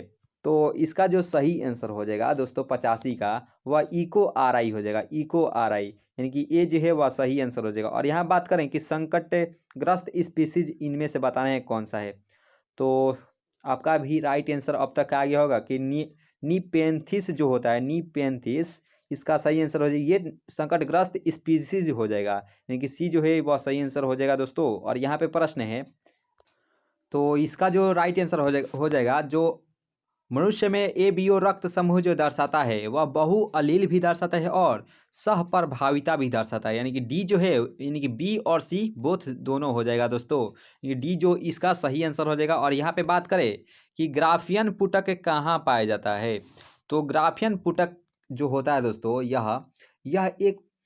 यह जो पाया जाता है वह मानव जो अंडाशय यानी कि स्त्री होती है उसी में पाया जाता है ग्राफियन पुटक, यानी कि ऑप्शन नंबर जो बी है वह सही आंसर हो जाएगा। और अदरक में कायिक प्रवर्धन किसके द्वारा होता है, काफ़ी महत्वपूर्ण प्रश्न है दोस्तों कि अदरक में कायिक प्रवर्धन किसके द्वारा होता है, तो अब तक आपका राइट आंसर भी आगे होगा कि इसमें जो कायिक प्रवर्धन होता है वह इसका राइजोम हो जाएगा, यानी कि ऑप्शन नंबर जो ए है वह सही आंसर हो जाएगा। और यहाँ प्रश्न है कि सिल्क धागे में कौन सा प्रोटीन होता है, तो जब सिल्क धागे जब पूछेगा तो उसमें फिब्रोइन होता है, फिब्रोइन, यानी कि ऑप्शन नंबर जो ए है वह सही आंसर हो जाएगा। सिल्क धागे में जो प्रोटीन के रूप में होता है फिब्रोइन होता है, ये जो है वह सही आंसर। आप अपना आंसर जरूर टाइप करते चलेगा दोस्तों। और यहाँ पे प्रश्न है कि टर्नर्स सिंड्रोम में कितने गुणसूत्र पाए जाते हैं, आप जल्दी जल्दी में ये नहीं कर दीजिएगा कि 46 ही इसका राइट आंसर हो जाएगा, तो गलत हो जाएगा। जो टर्नर सिंड्रोम कहेगा तो उसमें 45 होता है, एक कम हो जाता है दोस्तों, ये कुछ कारणों से कम हो जाता है। आपको जो शुरू से बताया जाएगा, जो बायोलॉजी का जो क्लास होगा तो आपको बिल्कुल ही समझ में आ जाएगा कि ये एक एक कैसे कम हो जाता है, इसमें कुछ गड़बड़ियाँ हो जाती है, यानी कि ऑप्शन नंबर जो ए है वह सही आंसर हो जाएगा। और यहाँ प्रश्न की अम्लीय वर्षा का पीएच मान क्या होता है, इससे लगभग एक प्रश्न उत्तर पूछा जाता है। तो यहाँ पे 1 से 14 तक होता है, 1 से 14 और एक यहाँ पे 14, ठीक। तो अम्लीय जब कहेगा तो 7 से कम को अम्लीय वर्षा का पीएच मान होता है, लेकिन यहाँ पे सभी यहाँ पे 6, 4, 5 यहाँ पे दे दिया गया है, लेकिन यहाँ पे ये तो सभी अम्ल है और 7 जो है वह उदासीन विलयन का पीएच मान होता है। तो यहाँ पे पूछ लिया गया है कि अम्लीय वर्षा का पीएच मान क्या होता है, तो वह 5 ही होता है, यानी कि ऑप्शन नंबर जो सी है वह सही आंसर हो जाएगा। और जो क्षार का मान होता है वह 7 से अधिक को क्षार दर्शाता है, तो याद रखिएगा। और जल का पीएच मान 7 होता है, याद रखिएगा। और यहाँ प्रश्न की double Z upon Z W तरह का लिंग निर्धारण किस में होता है, तो डबल जेड जो होता है, जेड अपन जेड डब्ल्यू, ये तो मोर में ही संभव हो पाता है, यानी कि सी जो है वह सही आंसर हो जाएगा दोस्तों। और यहाँ प्रश्न की एंटीबॉडीज जो हमारे शरीर में हैं वे क्या हैं, तो एंटीबॉडीज जो होते हैं दोस्तों वह इसका राइट आंसर होगा ग्लाइकोप्रोटीन, यानी कि सी जो है वह सही आंसर हो जाएगा, क्योंकि इसका राइट आंसर ग्लाइकोप्रोटीन हो जाएगा। और यहाँ बात करें कि निम्नांकित किसमें पादप कार्य अगुणित है, अगुणित पूछ लिया गया है कि किसमें पादप कार्य अगुणित होता है, तो इसका जो सही आंसर हो जाएगा वह इनमें से सभी हो जाएगा। इसके जो पादप कार्य होते हैं यानी कि कवक होता है, शैवाल है, ब्रायोफाइट्स, इनमें से सभी इसका अगुणित होता है। और आपको महत्वपूर्ण बात बता दें कि जो आपकी मेहनत है वो तो आप ही को ही करनी पड़ेगी, यानी कि दूसरा कोई आपके सिवा नहीं कर सकता है। तो आप अपना मेहनत खुद इस सेशन को अच्छे से तैयारी कर लिए, किसी तरह से इसे रट जाइएगा या किसी तरह से इसे याद कर लीजिएगा दोस्तों। अब हम क्या कह सकते हैं, आप किसी तरह से इसे याद कर लीजिए, क्योंकि इससे बाहर अब आने वाला एक भी प्रश्न तो नहीं है। पुनर्योगज डीएनए टीके क्या हैं, तो पुनर्योगज डीएनए जो टीके होते हैं दोस्तों वह एक प्रकार के वह इम्यूनोजेनेटिक प्रोटीन होते हैं, यानी कि ऑप्शन नंबर जो सी है वह सही आंसर हो जाएगा। भ्रूण पोष वाले बीजों को क्या कहा जाता है, तो जिसमें भ्रूण पोष पाए जाते हैं उस बीज को हम क्या कहते हैं, तो आपको मालूम होना चाहिए, इस बीज को हम कहते हैं एंडोस्पर्मिक, यानी कि डी जो है वह सही आंसर हो जाएगा। और यहाँ पे बात करें कि निम्नांकित में से कौन जलीय जंगली घास है, तो जलीय जंगली घास के रूप में आपको बताना है कौन है। तो अब तक आपका राइट आंसर भी आ गया होगा कि जो जलकुंभी होते हैं वह जलीय जंगली घास होते हैं, न कि ट्रापा हाइड्रेला। तो यहाँ पे सी जो है वह जलीय जलकुंभी इसका सही आंसर हो जाएगा। अब घटक कैसे होते हैं, तो अब घटक आपको मालूम अब तक हो गया होगा कि अपघटक होते हैं वह पर पोषक होते हैं, यानी कि स्वयं पर निर्भर, यानी कि ऑप्शन नंबर जो सी है वह सही आंसर हो जाएगा। कॉपर टी किससे बचाव का कार्य करता है? तो आपका राइट आंसर अब तक आ गया होगा। बहुत ही अच्छा सवाल है और बार बार हमारे बोर्ड एग्जाम में भी पूछा जाता है कि कॉपर टी किससे बचा। ये खासकर लगभग जो स्त्रियां होती है ये यूज करती है, और जो मर्दों का होता है यानी कि जो पुरुषों का होता है वो तो कॉन्डम होता है, याद रखिएगा, कॉन्डोम।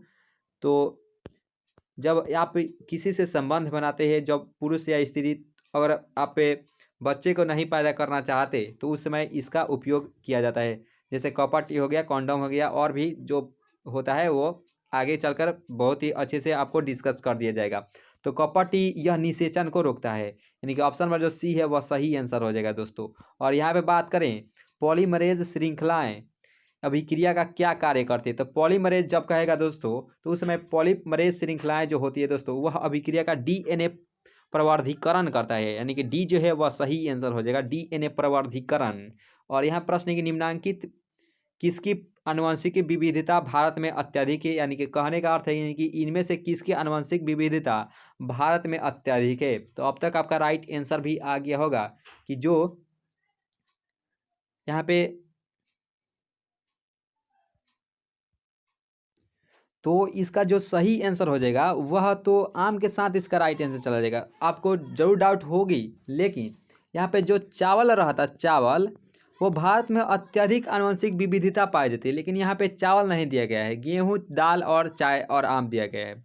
तो आनुवंशिक विविधता जो होगी भारत में वह तो आम ही के साथ इसका राइट आंसर चला जाएगा। और आम को राष्ट्रीय फल के नाम से भी जानते हैं हम लोग, तो आप लोग आसानी से इसे याद कर सकते हैं बिल्कुल सही तरीके से। और यहाँ प्रश्न है कि किस जनन परत से रक्त तथा परिवहन तंत्र का उद्भव होता है? काफी महत्वपूर्ण प्रश्न है दोस्तों कि किस जनन परत से रक्त तथा परिवहन तंत्र का उद्भव होता है।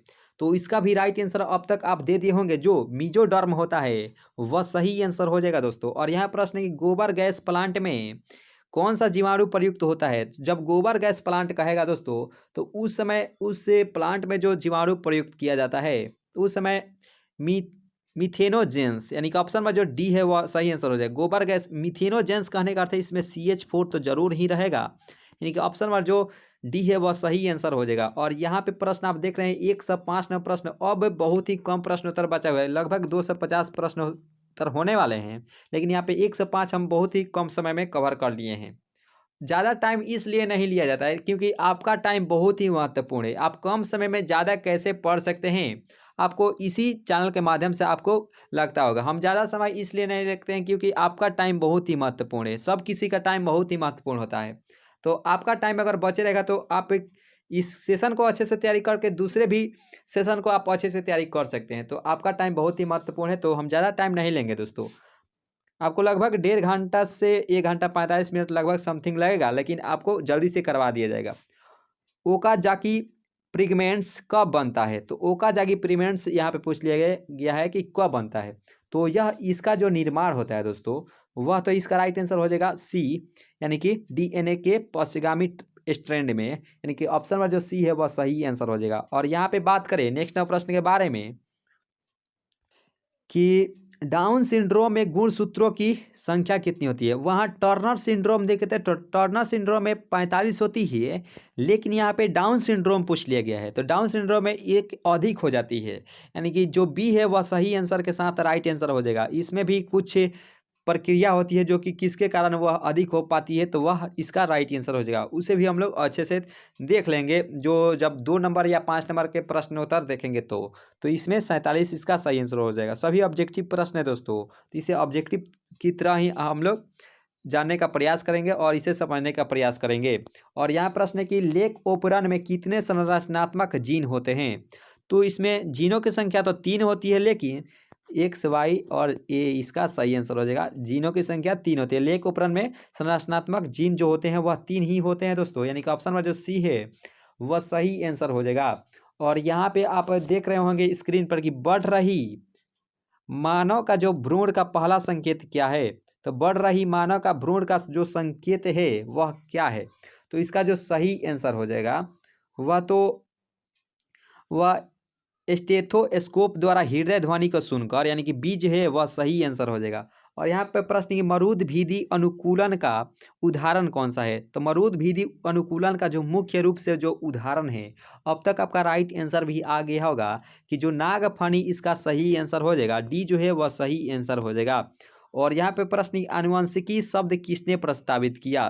तो आनुवंशिकी जो शब्द है ये तो वेटसन के द्वारा प्रस्तावित किया गया था, बट आनुवंशिकी के जो पिता कहा जाता है तो उसे हम लोग मेंडल को मानते हैं दोस्तों। तो इसका राइट आंसर हो जाएगा ऑप्शन नंबर सी, वेटसन। और यहाँ पे बात करें 1 से 11 प्रश्न के बारे में कि जल धारण क्षमता अधिकतम किसमें होती है? तो जल धारण जो अधिकतम जो क्षमता होती है, अब तक आपका राइट आंसर भी आ गया होगा कि क्ले में होती है। क्ले इज द सही आंसर फॉर दिस क्वेश्चन। ये नहीं कि बालू, देखते होंगे बालू जो नदिया में से निकाली जाती है, जैसे गंगा नदी हो, वहाँ से बालू कितनी मात्रा में हम लोग पानी देखते होंगे, लेकिन क्ले जो होता है इसमें सबसे अधिक क्षमता होती है जल धारण करने की, यानी कि ए जो है वह सही आंसर हो जाएगा। और यहाँ पे बाह्य निषेचन किस में पाया जाता है? तो ये तो ऑप्शन देखते ही आपका आंसर आ गया होगा। आप मजे में इसे अच्छे से पढ़ लेने का प्रयास कीजिएगा, क्योंकि जब आप मान लीजिए कि आप जब होता है ना कि सीरियस रूप में इसे पढ़ने का प्रयास नहीं कीजिए, क्योंकि मजे में पढ़ेंगे तो सब कुछ याद हो जाएगा, और सीरियस रूप में पढ़ेंगे तो सीरियस कौन होता है? जो हॉस्पिटल में पहुंचता है वो। तो आप तो वैसे ही माझी है, माझी, यानी कि जब तक तोड़ेंगे नहीं तब तक छोड़ेंगे नहीं, यानी कि परीक्षा खोपड़ी में पूरा छेद कर आना है दोस्तों, यानी कि पूरा छाप देना है। 35 में 35 यानी कि 70 में 70 किसी तरह से आप पर उम्मीद है जो आप लाएंगे दोस्तों। आपकी माता पिता का भी उम्मीद है आप पर, अब हमारी भी उम्मीद है आप पर टिकी हुई है। तो बाह्य निषेचन किसमें पाया जाता है? तो ऑप्शन नंबर जो डी है वह सही आंसर हो जाएगा, मेढक। और मेढक जो होता है वह उभयचर जीव भी होता है, वह पानी में भी रहता है और और भूमि पर भी रहता है मेढक, यानी कि ऑप्शन नंबर जो, यानी कि बाहर भी रहता है और पानी में भी रहता है, यानी कि डी जो है वह सही आंसर हो जाएगा। केंचुआ को तो जानते हैं, ये तो उभयलिंगी प्राणी है, ये श्री कृष्ण किसानों का मित्र भी कहा जाता है। और यहाँ पे बात करें 193 प्रश्न के बारे में, क्या हम जल्दी पढ़ा रहे हैं? तो एक बार जरूर कमेंट कीजिएगा कि जल्दी तो हम लाहे भी पढ़ा देंगे, लेकिन आपका टाइम मैनेजमेंट बहुत ही महत्वपूर्ण है। आपके टाइम अगर रहेगा तो आप इस वीडियो को देखने के बाद आप किसी भी सब्जेक्ट को भी अच्छे से पढ़ सकते हैं। तो आपका टाइम बहुत ही कम लेना चाहते हैं, क्योंकि आपका टाइम बहुत ही महत्वपूर्ण है अभी के समय। तो काजू निम्नलिखित में से कैसा फल है? क्या यथार्थ, बेरी, नट या सभी? तो काजू जो होता है, हम लोग काजू तो आसानी से खाते हैं, तो काजू जो होता है वह तो नट ही होता है, नट फल होता है। नहीं, ऑप्शन नंबर जो सी है वह सही आंसर हो जाएगा। और ये जो प्रश्न आप देख रहे हैं स्क्रीन पर, 114 प्रश्न को, किसी डीएनए में कुट जीएसी का प्रतिकूल क्या होता है? तो किसी डीएनए में कुट जीएसी का प्रतिकूल क्या होगा? तो इसका जो सही आंसर हो जाएगा दोस्तों, वह सही आंसर हो जाएगा CUG। CU इज दिस सही आंसर फॉर दिस क्वेश्चन। हम क्या है, अंग्रेजी में नहीं बोल रहे हैं तो कोई दिक्कत नहीं, आपको किसी तरह से समझ में आना है। सही आंसर फॉर दिस क्वेश्चन या right answer for this question, आप किसी तरह से हम बोल सकते हैं, आपको किसी तरह से समझ में आना चाहिए दोस्तों। आप तो शेर हैं, क्योंकि शेर जो होता है वह अपना जो सिंहासन होता है वह खुद बनाता है, यानी कि वह बनाने का प्रयास नहीं करता है। यानी कहने का अर्थ है आप जहाँ बैठेंगे वहाँ आपका सिंहासन ही कहलाएगा, तो शेर की तरह बने। और यहाँ प्रश्न कि नाइट्रोजन स्थिरीकरण में मुख्य भूमिका कौन निभाता है? काफ़ी महत्वपूर्ण प्रश्न है। जब नाइट्रोजन स्थिरीकरण होता है तो उस समय जो मुख्य भूमिका के रूप में निभाते हैं, तो उस समय वह निभाता है, वह एनाबेना भी होता है और नॉन स्टॉक भी होता है, हरित नील हरित शैवाल भी होता है, यानी कि डी जो है वह सही आंसर हो जाएगा। और यहाँ प्रश्न है, शुक्राणु किसकी मदद से जोना पेलियूडसीडा को विभेदित करता है? तो शुक्राणु किसकी मदद से पूछा है? तो इसकी जो यहाँ पे मदद जो शुक्राणु रहता है एक्रोसोम के स्राव से, यानी कि ऑप्शन नंबर जो ए है वह सही आंसर हो जाएगा दोस्तों। और यहाँ पे प्रश्न है कि पादपों का जंतुओं के बीच कड़ी किसे माना जाता है? तो पादपों तथा जंतुओं के बीच की कड़ी किसे माना जाता है? तो अब तक आपका राइट आंसर भी आ गया होगा कि जो होते हैं युगलीना वहीं को माना जाता है, यानी कि ऑप्शन नंबर जो सी है वह सही आंसर हो जाएगा। अगर आप चाहते हैं कि जिस तरह ऑब्जेक्टिव को हम कवर कर रहे हैं, जितने भी अब सब ऑब्जेक्टिव क्वेश्चंस पूछ लिए गए हैं हमारे बोर्ड एग्जाम में, उसी तरह से आप भी अगर कहिएगा वीडियो को बनाने के लिए जितने भी अब सब्जेक्टिव क्वेश्चन पूछ लिए 2 नंबर या 5 नंबर के लिए प्रीवियस ईयर में आप कहते हैं तो आपको बिल्कुल ही प्रोवाइड कर दिया जाएगा। यानी कि एक बार कमेंट करने का प्रयास जरूर कीजिएगा और लास्ट में जरूर कमेंट कीजिएगा कि ये सेशन आपको कैसा लगा। अगुणित भ्रूणपोष से निम्नलिखित में किसकी विशेषता है? तो अगुणित भ्रूणपोष को कहा है दोस्तों। तो उस समय क्या हो जाता है कि उस समय यह आवृत बीजी इसका सही आंसर हो जाएगा। सॉरी, आवृत बीजी नहीं, अनावृत बीजी इसका राइट आंसर हो जाएगा। बी इसका सही आंसर हो जाएगा। अगुणित भ्रूणपोष निम्नलिखित में से किसकी विशेषता है? तो वह अनावृत बीजी इसका सही आंसर हो जाएगा दोस्तों। और यहाँ पे प्रश्न है कि द ओरिजिन ऑफ स्पीसीज पुस्तक किसने लिखी? तो ये तो सभी को मालूम होगा कि द ओरिजिन ऑफ स्पीसीज पुस्तक किसने लिखी? ये तो चार्ल्स डार्विन के द्वारा लिखा गया है दोस्तों। यानी कि ऑप्शन नंबर जो ए है वह सही आंसर हो जाएगा। तो चलिए अब नेक्स्ट प्रश्न को देखते हैं। और 120 जो प्रश्न आपके सामने कि डीएनए तथा आरएनए के प्यूरिन में कौन सा नाइट्रोजिनस से क्षारक होते हैं? यहाँ पे डीएनए और आरएनए पूछा है, तो यहाँ पे कौन से प्यूरिन जो नाइट्रोजिनस क्षार होते हैं? तो इनमें से जो सही आंसर होगा, अब तक आपका राइट आंसर भी आगे होगा, जो एडेनिन और ग्वानिन होते हैं इसका सही आंसर हो जाएगा ए तथा बी दोनों, यानी कि सी इसका सही आंसर हो जाएगा। और यहाँ पे बात करें कि कौन सा अंग एरिथ्रोसाइट्स की जलाशय के रूप में जाना जाता है? एरिथ्रोसाइट्स की जलाशय के रूप में। तो यहाँ पे जो प्रश्न पूछ लिया गया काफ़ी महत्वपूर्ण प्रश्न है दोस्तों कि कौन सा अंग एरिथ्रोसाइट्स की जलाशय के रूप में जाना जाता है? तो इसका राइट आंसर जो आएगा दोस्तों वह स्प्लीन हो जाएगा। स्प्लीन इसका सही आंसर हो जाएगा। Spleen is the right answer for this question. आपको तो माझी की तरह किसी तरह से मेहनत करना पड़ेगा, जब तक तोड़ेंगे नहीं तब तक छोड़ेंगे नहीं। तो आप इसी उम्मीद के साथ मेहनत कीजिए दोस्तों, आप सही लग्न और सही दिशा में। और निम्नलिखित में से किस पौधे में स्वपरागण होते हैं? काफ़ी महत्वपूर्ण प्रश्न है दोस्तों कि स्वपरागण किस में होते हैं?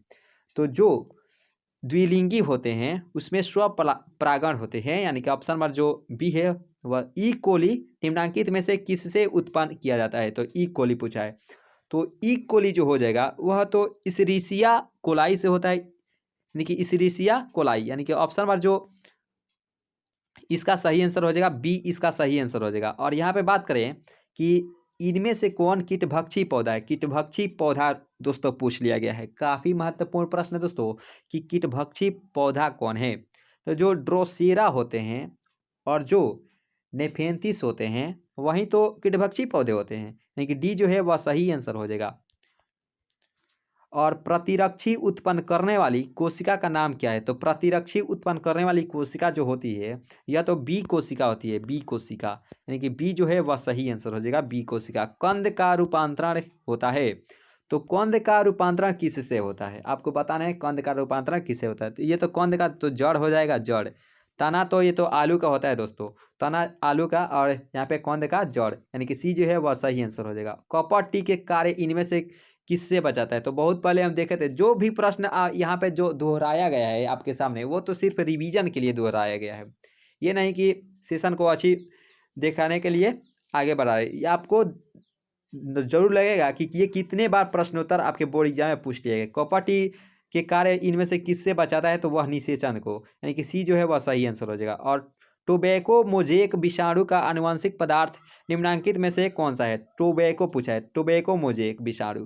तो यह आनुवंशिक पदार्थ निम्नलिखित में से किसका है? तो यह इसका जो सही आंसर हो जाएगा वह तो आरएनए एक कुंडलिनी हो जाएगा, यानी कि ऑप्शन नंबर जो बी है वह सही आंसर हो जाएगा। और यहाँ पे बात करें 129 प्रश्न के बारे में कि ट्रिटिकम एस्टिवम क्या है? ट्रिटिकम एस्टिवन क्या है? तो यह एक प्रकार की यह आरएनए द्विकुंडलिनी है, यानी कि ऑप्शन नंबर जो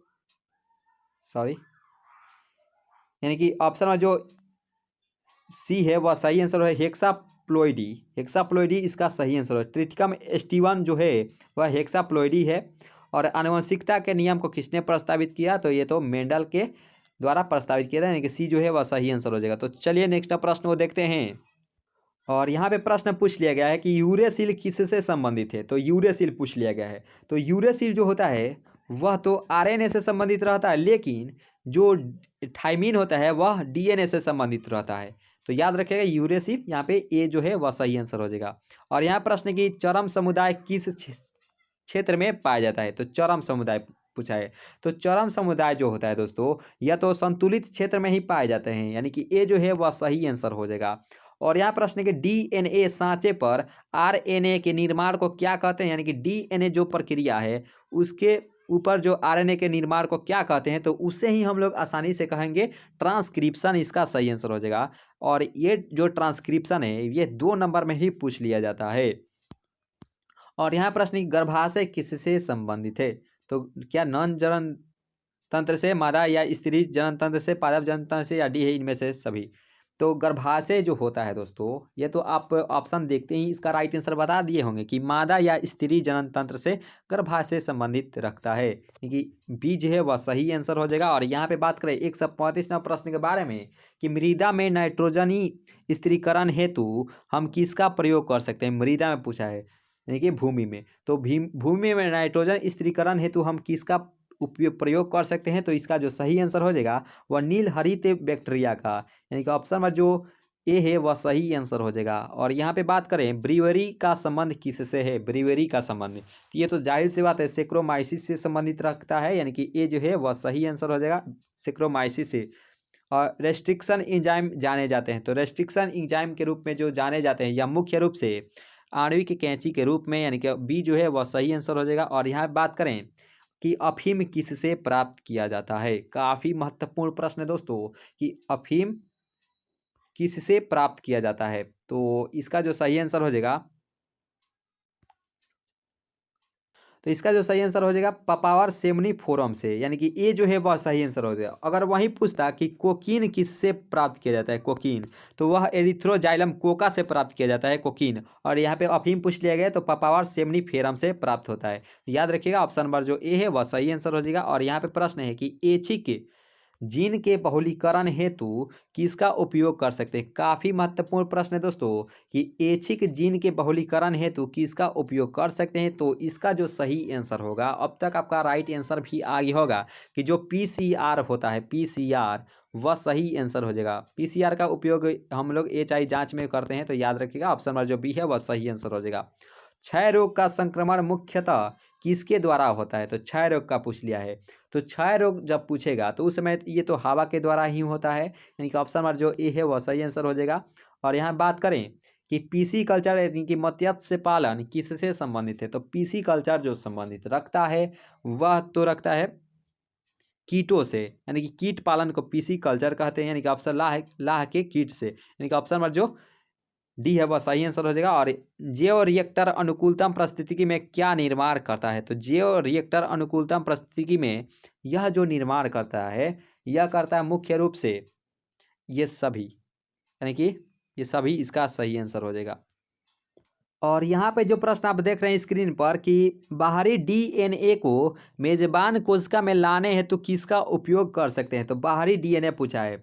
तो बाहरी डीएनए को मेजबान कोशिका में जो लाने हेतु हम लोग उस समय जो किया जाता है, तो उस समय हम लोग इसे जीन गन के द्वारा किया जाता है, यानी कि ऑप्शन नंबर जो ए है वह राइट आंसर हो जाएगा। और यहाँ प्रश्न है कि किसी खास समय एवं स्थान में किसी खास आबादी में मृत्यु की संख्या को क्या कहते हैं, तो किसी खास समय एवं स्थान में किसी खास आबादी में प्रयुक्त आबादी मृत्यु की संख्या को हम लोग कहते हैं इसे मोर्टेलिटी इसका सही आंसर हो जाएगा। और यहाँ पे बात करें 145वें प्रश्न के बारे में कि कुछ रोगों की शीघ्र एवं सही पहचान हेतु हम किसका प्रयोग करते हैं, तो कुछ रोगों यानी कि जो एड्स होता है इसमें तो एलिसा टेस्ट इसका सही एवं शीघ्र पहचान कर लिया जाता है, यानी कि ऑप्शन नंबर जो ए है वह सही आंसर हो जाएगा। परिपक्व शुक्राणु के शीर्ष पर एक टोपीनुमा संरचना पाई जाती है उसे क्या कहते हैं, यानी कहने का अर्थ है कि जो मान लीजिए अभी वह पैदा लेने वाले हैं, यानी परिपक्व शुक्राणु के शीर्ष पर एक टोपीनुमा संरचना पाई जाती है तो उसे क्या कहते हैं, तो उसे ही हम लोग कहते हैं एक्रोसोम। एक्रोसोम इसका सही आंसर हो जाएगा, एक्रोसोम। और यहाँ प्रश्न की स्त्री दल पुष्पों में, यानी कि स्त्री दल चक्र यानी कि पुष्पों में बना है, तो स्त्री दल चक्र बना होता है दोस्तों या मुख्य रूप से या स्टाइल का भी बना रहता है स्टिग्ना और ओवरी, यानी कि डी जो है वह सही आंसर हो जाएगा। और ईस्ट में प्रजनन मुख्यतः किसके माध्यम से होता है? ईस्ट। तो आप तो ऑप्शन देखते ही इसका राइट आंसर बता दिए होंगे कि ईस्ट में जो होता है वह मुकुलन द्वारा इसका प्रजनन होता है, यानी कि ये जो है वह सही आंसर हो जाएगा। ताइचुंग निम्न में से किसकी किस्म है? ताइचुंग। तो ताइचुंग जो होता है दोस्तों, यह तो जानते ही हैं धान की होती है, यानी कि धान इसका सही आंसर हो जाएगा। सोनोरा ये सभी तो गेहूं की प्रजाति होती है, सोनोरा हो गया। और यहाँ पे ताइचुंग इकलौता यही जो प्रश्न है, ताइचुंग ये धान की प्रजाति होती है, नहीं तो जाहिर ज़्यादातर देखते होंगे कि गेहूं की प्रजातियाँ ही पूछी जाती है। तो यहाँ पे पूछ लिया गया है, सही प्रीवियस ईयर क्वेश्चन है दोस्तों।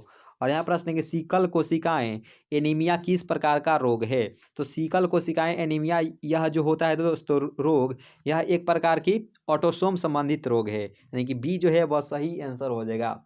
और यहाँ प्रश्न क्राई IAB किससे संबंधित यानी कि नियंत्रित करता है?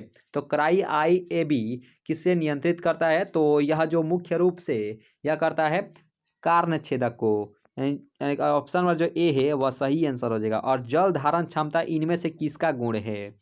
काफ़ी महत्वपूर्ण प्रश्न है कि जल धारण क्षमता इनमें से किसका गुण होता है? तो यह मुख्य रूप से जो गुण होता है मृदा का होता है, ये जो है वह राइट आंसर हो जाएगा।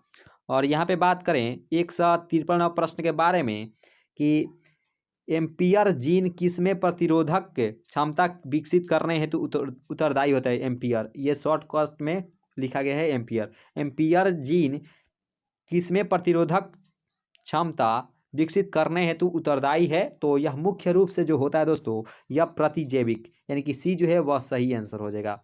और ट्रांसजेनिक मूसों यानी कि चूहों का प्रयोग किसके लिए किया जाता है? ट्रांसजेनिक मूसों का प्रयोग तो हम लोग इसे जो करते हैं दोस्तों वह वैक्सीन की सुरक्षात्मक जांच हेतु, यानी कि ऑप्शन नंबर जो ए है वह सही आंसर हो जाएगा।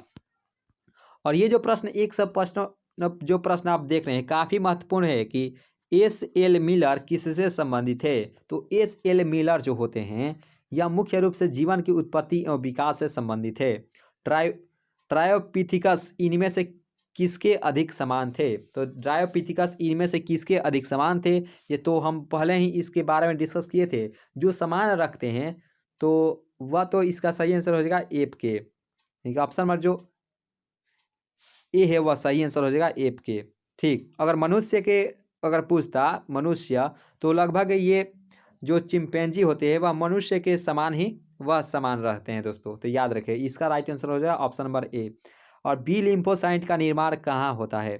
तो बी लिम्फोसाइट का है या टी लिम्फोसाइट का है? इसका निर्माण तो अस्थि मज्जा में ही होती है, यानी कि ऑप्शन नंबर जो ए है वह सही आंसर हो जाएगा। और यहाँ प्रश्न की RNAi का प्रयोग रोगाणुओं को नियंत्रित करने हेतु किस पौधों में किया जाता है?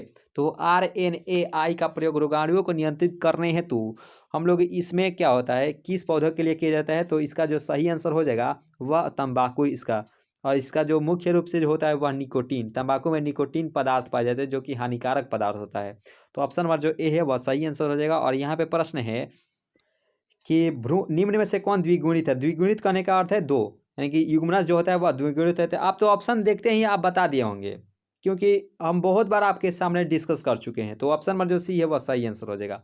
ऑन्कोजीन इनमें से किसके लिए उत्तरदायी है? तो ऑन्कोजीन पूछा है। तो ऑन्कोजीन इसके बारे में भी हम डिस्कस किए थे कि कैंसर का इनमें से किसके लिए ऊपर उत्तरदायी होता है? तो ये तो जाहिर सी बात है ऑप्शन नंबर ए के साथ इसका राइट आंसर हो जाएगा, यानी कि दोनों तरह से क्वेश्चन पूछ लिया जाता है, या तो ऑन्कोजीन या तो कैंसर।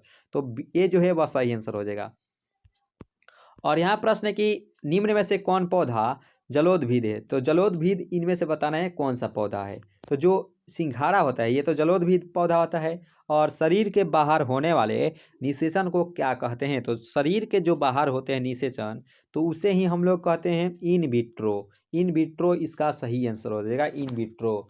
और यहाँ पे बात करें 163 प्रश्न के बारे में, ये तो प्रश्न देखते ही आपका आंसर आ गया होगा कि विश्व पर्यावरण दिवस किस तिथि को मनाया जाता है? तो जाहिर सी बात है 5 जून को मनाया जाता है। ये बार बार हमारे बोर्ड एग्जाम में पूछा जाता है, यानी कि 5 जून को मनाया जाता है विश्व पर्यावरण दिवस। और यहाँ पे बात करें सर्टोली कोशिकाएं पाई जाती है। तो सर्टोली कोशिकाएं जो होती है ये तो मनुष्य वृषा में पाई जाती है, यानी कि पुरुषों में पाई जाती है, यानी कि ऑप्शन नंबर जो ए है वह सही आंसर हो जाएगा ए। ओपरन मॉडल क्या प्रदर्शित करता है? तो ओपरन मॉडल पूछ लिया गया है। तो ओपरन मॉडल या तो जीन का रेगुलेशन प्रदर्शित करता है, सी जो है वह सही आंसर हो जाएगा। और यहाँ पे प्रश्न है कि निम्न में से कौन जंतु उभयलिंगी है? उभयलिंगी सॉरी नहीं है, तो उभयलिंगी नहीं पूछा है। तो उभयलिंगी के जो नहीं है वह घरेलू मक्खी इसका सही आंसर हो जाएगा। उभयलिंगी यह नहीं होता है, नहीं तो ये फीता कृमि, केंचुआ, जोंक ये सभी उभयलिंगी होते हैं दोस्तों। आप बस अंत तक जो बने रहेगा, क्योंकि इससे बाहर एक भी प्रश्न तो नहीं जाएगा, क्योंकि ये जो अंतिम रिवीजन जो हो रहा है वह काफ़ी धाकड़ हो रही है। आपको तो मेहनत बिल्कुल ही धाकड़ तरीके से करना है और बोर्ड एग्जाम में 70 में 70 किसी तरह से लाना है दोस्तों। अब की बार बोर्ड परीक्षा पर, यानी कि इनमें से कौन सा नाइट्रोजिनस बेस डीएनए में नहीं होता है, डीएनए में कौन सा नहीं होता है, तो आपको अंतर बताना हो डीएनए और आरएनए में, तो आप आसानी से बता सकते हैं कि जो डीएनए में यूरेसिल नहीं होता है, नहीं तो ये तीनों होता है, थाइमीन भी होता है, ग्वानिन भी होता है और साइटोसिन भी होता है। और वहीं जो आरएनए में होता है, आरएनए में ओनली थाइमीन नहीं होता है, नहीं तो ये तीनों होता है, यूरेसिल, ग्वानिन और साइटोसिन। लेकिन यहाँ पे डीएनए पूछा है तो डीएनए में ओनली यूरेसिल नहीं होता है दोस्तों। और यहाँ प्रश्न की रेड डाटा बुक सम्मिलित है, तो रेड डाटा जो बुक सम्मिलित होता है वह विलुप्त हो रहे पौधों की सूची से भी दुर्लभ पौधों की सूची और पत्तीग्रस्त प्राणियों की सूची, यानी कि डी जो है वह सही आंसर हो जाएगा, डी। और यहाँ प्रश्न की पुष्पासन किसका खाया जाता है, पुष्पासन पूछ लिया गया है। तो पुष्पासन जो खाया जाता है दोस्तों, आपका राइट आंसर भी आगे होगा, जो सेब का होता है वह पुष्पासन इसका खाया जाता है। और यहाँ पे डीएनए इनमें से किसका आनुवंशिक पदार्थ है, काफ़ी महत्वपूर्ण प्रश्न है दोस्तों कि डीएनए इनमें से किसका आनुवंशिक पदार्थ होता है। तो इसका जो सही आंसर हो जाएगा बैक्टीरियोफेज, यानी कि बी जो है वह सही आंसर हो जाएगा। और यहाँ प्रश्न की जनसंख्या अधिक होने का कारण क्या है, तो जनसंख्या अधिक होने का जो मुख्य जो कारण होता है वह तो आय की कमी भी होता है, खनिज पदार्थों की कमी होगी और ज़मीन में भी कमी होगी, यानी कि डी जो है वह सही आंसर हो जाएगा। एक्रोसोम इनमें से किसका संभाग है, एक्रोसोम पूछ लिया गया है। तो एक्रोसोम यहाँ पे पूछ लिया गया है किसका संभाग होता है, यानी किसका भाग होता है एक्रोसोम। तो यह जो भाग होता है दोस्तों, या तो मानव शुक्राणु के मध्य भाग यानी कि जो पिछले भाग होता है उसी का यह भाग होता है एक्रोसोम।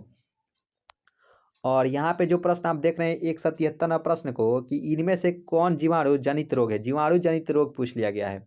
तो जीवाणु जनित जो रोग है वह तो क्षय रोग, हैजा, कुष्ठ रोग भी हो जाएगा, यानी कि डी जो है वह सही आंसर हो जाएगा, जीवाणु जनित रोग है। और यहाँ पे प्रश्न 174 प्रश्न है कि मनुष्य यानी कि पुरुष में गुणसूत्रों की संख्या, इसे भी हम लोग पहले ही देख चुके हैं। तो इसमें 44 से प्लस XY होते हैं जो कि 46, यानी कि ऑप्शन नंबर जो बी है वह सही आंसर हो जाएगा। और यहाँ प्रश्न है कि एसिटाबुलेरिया निम्न में से क्या है, तो एसिटाबुलेरिया जो होता है यह मुख्य रूप से जो होता है दोस्तों यह होता है एकल कोशिका प्रोटीन, यानी कि जो डी है वह सही आंसर हो जाएगा। एसिटाबुलेरिया जो होता है वह एकल कोशिका प्रोटीन के रूप में होता है। और अनुन्मील्य परागण वाले पौधे में निषेचित यानी कि निश्चित रूप से, निश्चित यहाँ पे निश्चित रहेगा, निश्चित रूप से क्या होता है, तो अनुन्मील्य परागण वाले पौधे में निश्चित रूप से जो होता है मुख्य रूप से या स्वपरागण, इसका सही आंसर हो जाएगा, यानी कि स्वपरागण। पारिस्थितिकी तंत्र के आहार श्रृंखला में ऊर्जा का प्रवाह कैसा होता है, तो ये तो देखते होंगे काफ़ी महत्वपूर्ण प्रश्न है कि ये बार बार बोर्ड एग्जाम में पूछ लिया गया है। तो यह एक दिशीय होता है, यानी कि ऑप्शन नंबर जो ए है वह सही आंसर हो जाएगा। और यहाँ पे प्रश्न है कि इनमें से कौन सा रक्त समूह सार्वभौमिक रक्तदाता है, यानी कहने का अर्थ है जो रक्त समूह होता है यह तो जो सार्वभौमिक दाता है, यानी कि जो रक्त किसी को भी दे सकता है तो वह तो ओ ही होता है। और ओ में दो प्रकार की होता है, ओ में दो प्रकार, ओ पॉजिटिव ओ निगेटिव। तो ओ पॉजिटिव देता है या ओ निगेटिव, तो ओ निगेटिव होता है यही सर्वदाता होता है। लेकिन यहाँ पे वह दर्शाया नहीं गया है कि ओ पॉजिटिव है या ओ निगेटिव, क्योंकि इसका तो जात ही एक है, तो ए इसका सही आंसर हो जाएगा। और जो ए बी होता है ये तो सभी को देता है, ओ ए बी पॉजिटिव ये सभी को देता है दोस्तों, सॉरी ये सभी से ले सकता है लेकिन ये दे नहीं सकता है। तो ए बी पॉजिटिव इसका ओ इसका राइट आंसर हो जाएगा। और यहाँ प्रश्न है कि एक संकर क्रॉस का फिनोटिपिक अनुपात क्या होता है। जब एक संकर क्रॉस का पूछेगा तो ये तो 3:1 हो जाएगा, यानी कि इसका सही आंसर जो होगा वह बी इसका राइट आंसर होगा। वो अगर वही पूछता है द्विसंकर क्रॉस के लिए, तो द्विसंकर क्रॉस के लिए होता है 9:3:3:1 इसका राइट आंसर हो जाएगा द्विसंकर क्रॉस के लिए। लेकिन यहाँ पूछ लिया गया है एक संकर क्रॉस, तो बी इसका सही आंसर हो जाएगा। और यहाँ पे प्रश्न है कि गेंदा अभ्यारण्य किस राज्य में अवस्थित है, तो गेंदा अभ्यारण्य को भी देखे थे तो ये तो असम में स्थित है, यानी कि ऑप्शन नंबर जो ए है वह सही आंसर हो जाएगा। और डीएनए से mRNA बनाने की क्रिया को क्या कहते हैं, डीएनए से mRNA की क्रिया बनाने की क्रिया को क्या कहते हैं, तो इसे ही हम लोग आसानी से जो कहते हैं ट्रांसक्रिप्शन इसका सही आंसर हो जाएगा। और ये जो प्रश्न आप देख रहे हैं स्क्रीन पर काफ़ी महत्वपूर्ण प्रश्न है कि WHO वर्ल्ड हेल्थ ऑर्गेनाइजेशन इसका जो मुख्यालय है वह जेनेवा में है, के द्वारा ध्वनि प्रदूषण का कौन सा मानक सही है, यानी कि इनमें से कौन सा मानक सही है WHO के द्वारा निर्धारित किया गया है। तो 20 से 30 डेसिबल इसका राइट आंसर हो जाएगा। यानी कि बोलने की जो शक्ति होना चाहिए, यानी कि जो वातावरण में वह 20 से 30 डेसिबल तक ही मानक सही रखा गया है WHO के द्वारा। और यहाँ पे 183 प्रश्न और बहुत ही कम प्रश्नोत्तर बचा हुआ है। मलेरिया रोग उत्पन्न होता है, तो मलेरिया रोग किससे उत्पन्न होता है? नर क्यूलेक्स, मादा एनोफिलिस, मादा एडिस या नर एनोफिलिस? तो मलेरिया उत्पन्न जो होता है दोस्तों, या मुख्य रूप से जो होता है या तो मादा एनोफिलिस के कारण ही होता है, यानी कि ऑप्शन नंबर जो बी है वह सही आंसर हो जाएगा। और यहाँ पर किस गैर फली पौधे के जड़ पिंड में जैविक खाद मौजूद है? तो किस गैर फली पौधों के जड़ में पिंड में जैविक खाद मौजूद होता है? तो आपको बताना है किस में। तो इसका राइट हो जाएगा एजिटोबैक्टर। एजिटोबैक्टर इसका सही आंसर हो जाएगा ए। और यहाँ प्रश्न है दूध से दही बनाने में किस जीवाणु का उपयोग करते हैं? ये तो 110% विद्यार्थी का आंसर आ जाना चाहिए, अब तक आ भी गया है दोस्तों। दूध से दही बनाने में किस जीवाणु का उपयोग करते हैं? क्या क्लास्ट्रोडियम, लैक्टोबैसिलस या स्ट्रेप्टोकोकस या सी ए तथा बी दोनों? तो इसका राइट आंसर हो जाएगा option number D B, lactobacillus नामक जीवाणु से दूध से दही में बनाने से प्रक्रिया होती है। अर्जित गुणों के वंशागति का सिद्धांत किनके द्वारा दिया गया था? काफी महत्वपूर्ण प्रश्न है दोस्तों कि अर्जित गुणों के वंशागति का सिद्धांत किसके द्वारा दिया गया था? डार्विन, लेमार्क, डी वेरिज या हैकल? तो यह जो दिया गया था दोस्तों, यह लेमार्क के द्वारा दिया गया था, यानी कि बी जो है वह सही आंसर हो जाएगा। और यहाँ पे जो प्रश्न आप देख रहे हैं 187वां प्रश्न है कि भ्रूण कोश की सेंट्रल कोशिका क्या होती है? तो भ्रूण कोश पूछा है, भ्रूण कोश की जो सेंट्रल यानी कि बीचों बीच जो कोशिका होती है वह कौन होती है? प्रारंभिक केंद्रक, द्वितीय केंद्रक, सहायक कोशिका या डी है ए तथा बी दोनों? तो जो भ्रूण कोश की जो सेंट्रल कोशिका होती है, या तो इसका राइट आंसर है द्वितीय केंद्रक, सेकेंडरी केंद्रक हो जाएगा, यानी कि ऑप्शन वाला जो बी है वह सही आंसर हो। बीज चोल किसका खाया जाता है? तो अब तक आपका राइट आंसर भी आ गया होगा कि बीज चोल इनमें से किसका खाया जाता है। तो बीज चोल तो ये तो शरीफा का ही खाया जाएगा, इसका राइट आंसर हो जाएगा, यानी कि ये जो है वह सही आंसर हो जाएगा शरीफा। और यहाँ प्रश्न है उभयलिंगी प्राणी इनमें से कौन है? मुर्गी, सांप, केंचुआ और सी ए तथा बी दोनों? और तो उभयलिंगी प्राणी ये तो केंचुआ हो जाएगा, यानी कि डी जो है वह सही आंसर हो जाएगा। और यहाँ प्रश्न है कि निम्न में से कौन द्विगुणी संरचना है? तो जाहिर सी बात है युग्मनज इसका राइट आंसर हो जाएगा। आप अपना आंसर जरूर बनाते चलिएगा दोस्तों, क्योंकि इससे बाहर एक भी प्रश्न उत्तर नहीं आएगा। सेशन अच्छी लग रही हो तो एक बार जरूर शेयर जरूर कर दीजिए। महादेव की सौगंध तो नहीं कहेंगे, क्योंकि आपकी जो तैयारी अगर देख चुके हैं, अगर वीडियो आपको अभी तक अच्छी लग रही हो तो इसे एक लाइक जरूर कीजिएगा और ज़रूर शेयर करने का प्रयास कीजिएगा और ज़रूर सब्सक्राइब कर लीजिएगा चैनल को, क्योंकि ये जो चैनल बनाया गया है सिर्फ आपके लिए ही बनाया गया है दोस्तों। और यहाँ प्रश्न है कि मानव रुधिर ओ वर्ग में क्या होते हैं?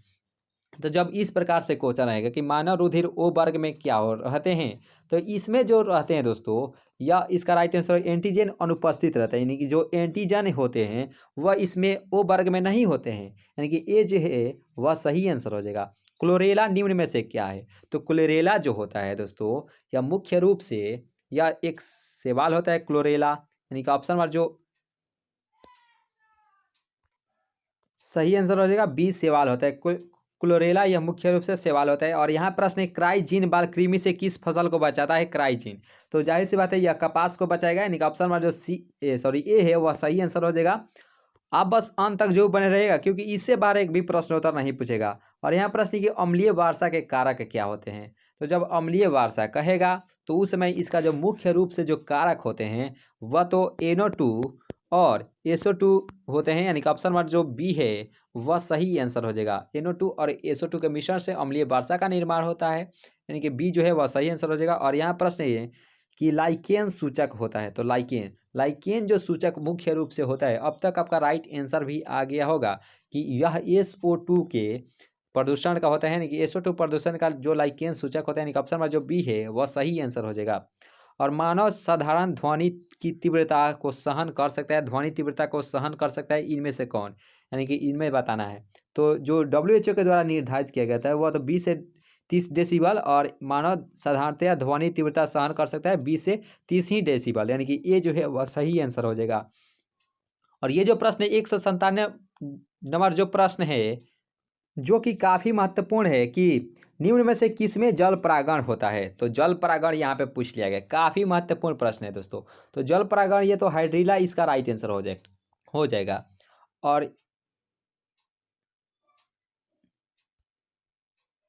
और यहाँ प्रश्न की ट्राइसोमी 2n+1 के कारण बच्चे मंद बुद्धि के हो जाते हैं, उसे क्या कहते हैं? यानी कौन है जिसमें ये पाया जाता है कोई बच्चा मंद बुद्धि का हो जाता है, यह इसी के कारण होता है।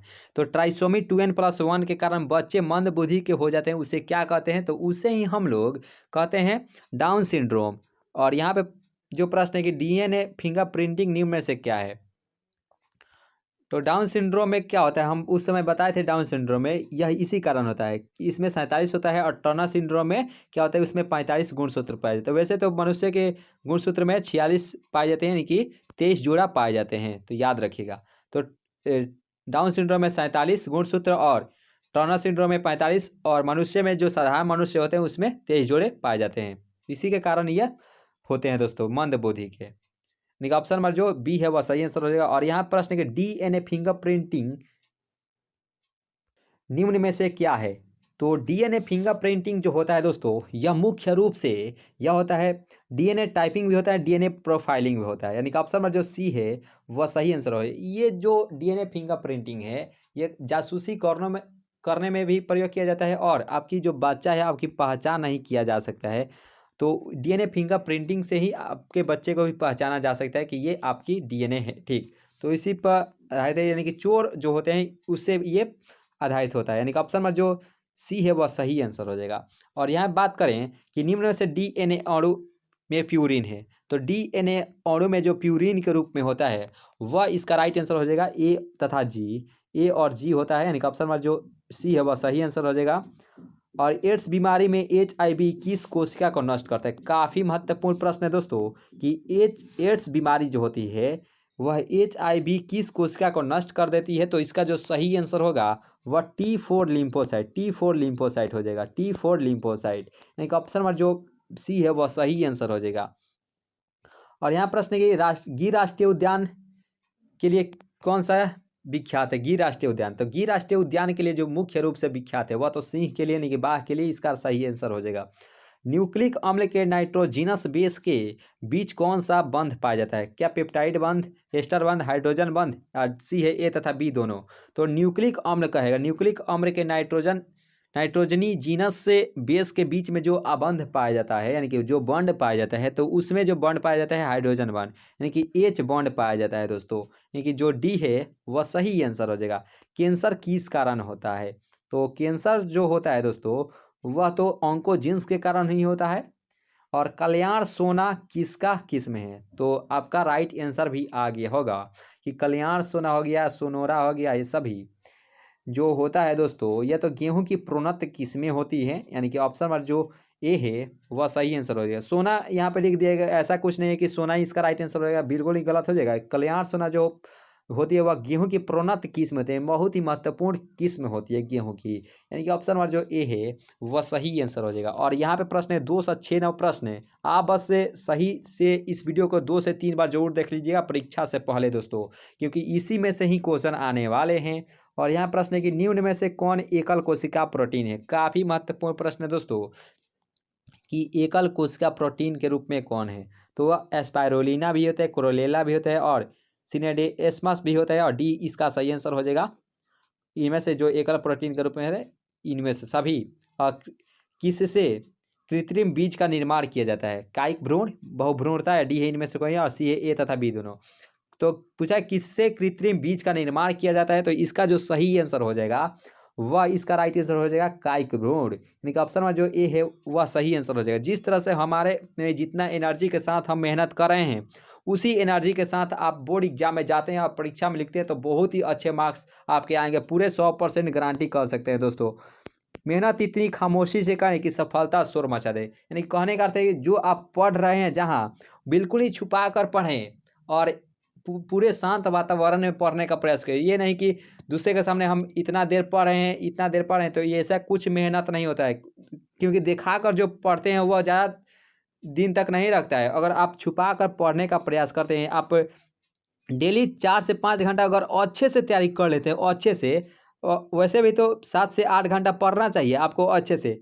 अगर आप छुपा कर पढ़ना चाहते हैं, आप छुपा कर पढ़ने का अधिक से अधिक प्रयास कीजिएगा। ये नहीं कि हमारा बेटा है तो ये 10 से 12 घंटा पढ़ता है, लेकिन आपके सामने पढ़ता है, तो वो क्या पढ़ता है? आप तो किताब लेकर ही बढ़ जाते हैं, वो लोग समझेंगे कि ये इसका बेटा जो है वह बहुत ज़्यादा पढ़ता है, और इसका जब एग्ज़ाम में जो मार्क्स आएगा तो बहुत ही कम आएगा, तो उस समय कहेंगे ये तो खतरनाक पढ़ता था, माने कि इतना देर तक पढ़ता था, आखिर क्या पढ़ता था? उसमें आप जितने पढ़ें आपको समझ में आना चाहिए। कम समय में ज़्यादा कैसे अचीव करें, आप इसी वीडियो के माध्यम से आपको प्राप्त हो सकता है दोस्तों।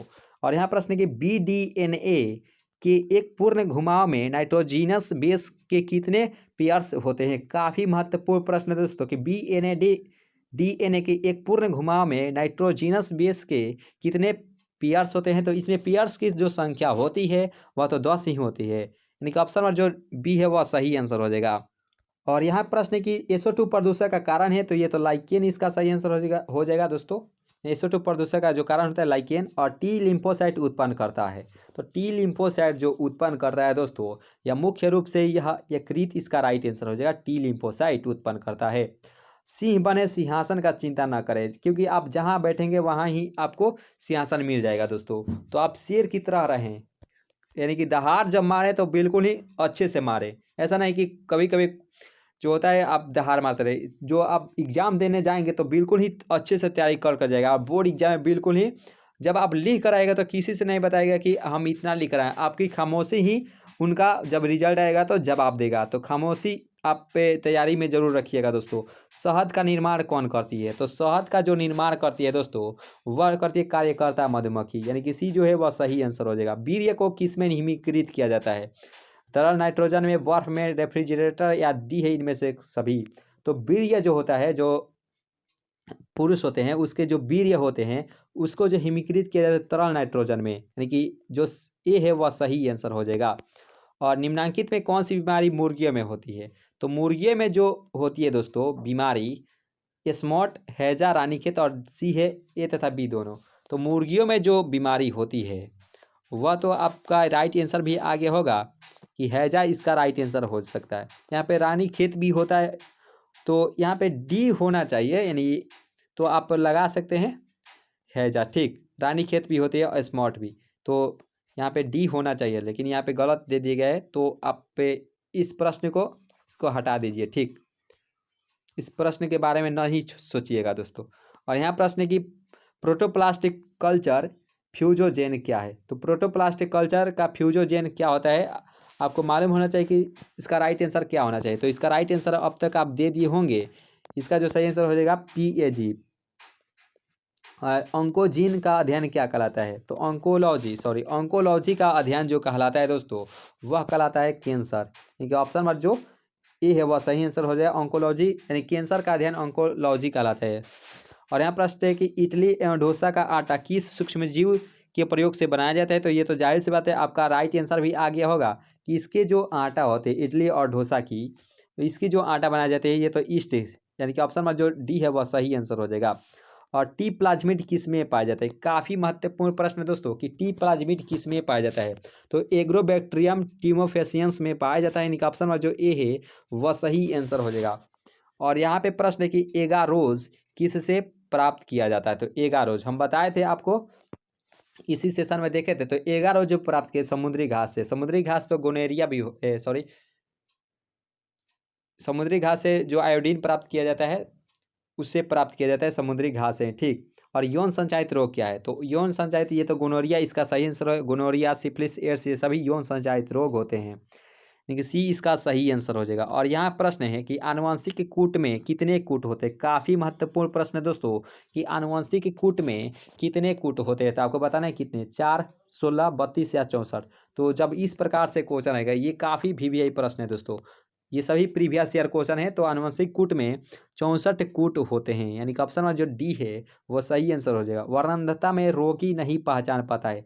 वर्णांधता में क्या होता है दोस्तों, इसमें क्या होता है, लाल तथा पीला रंग में पहचान नहीं कर पाता है, लाल या हरा रंग में, नीला और हरा रंग में, या डी है इनमें से कोई नहीं। तो वर्णांधता में क्या होता है, इसमें क्या होता है, रोगी की जो आँख की क्षमता होती है वह लाल कैसा रंग है, लाल की तरह ही हरा रंग पहचान में आता है उसे, यानी कि लाल और हरा हरा रंग में नहीं पहचान पाता है कि कौन सा लाल रंग है और कौन सा हरा, तो वहीं इसका सही आंसर हो जाएगा।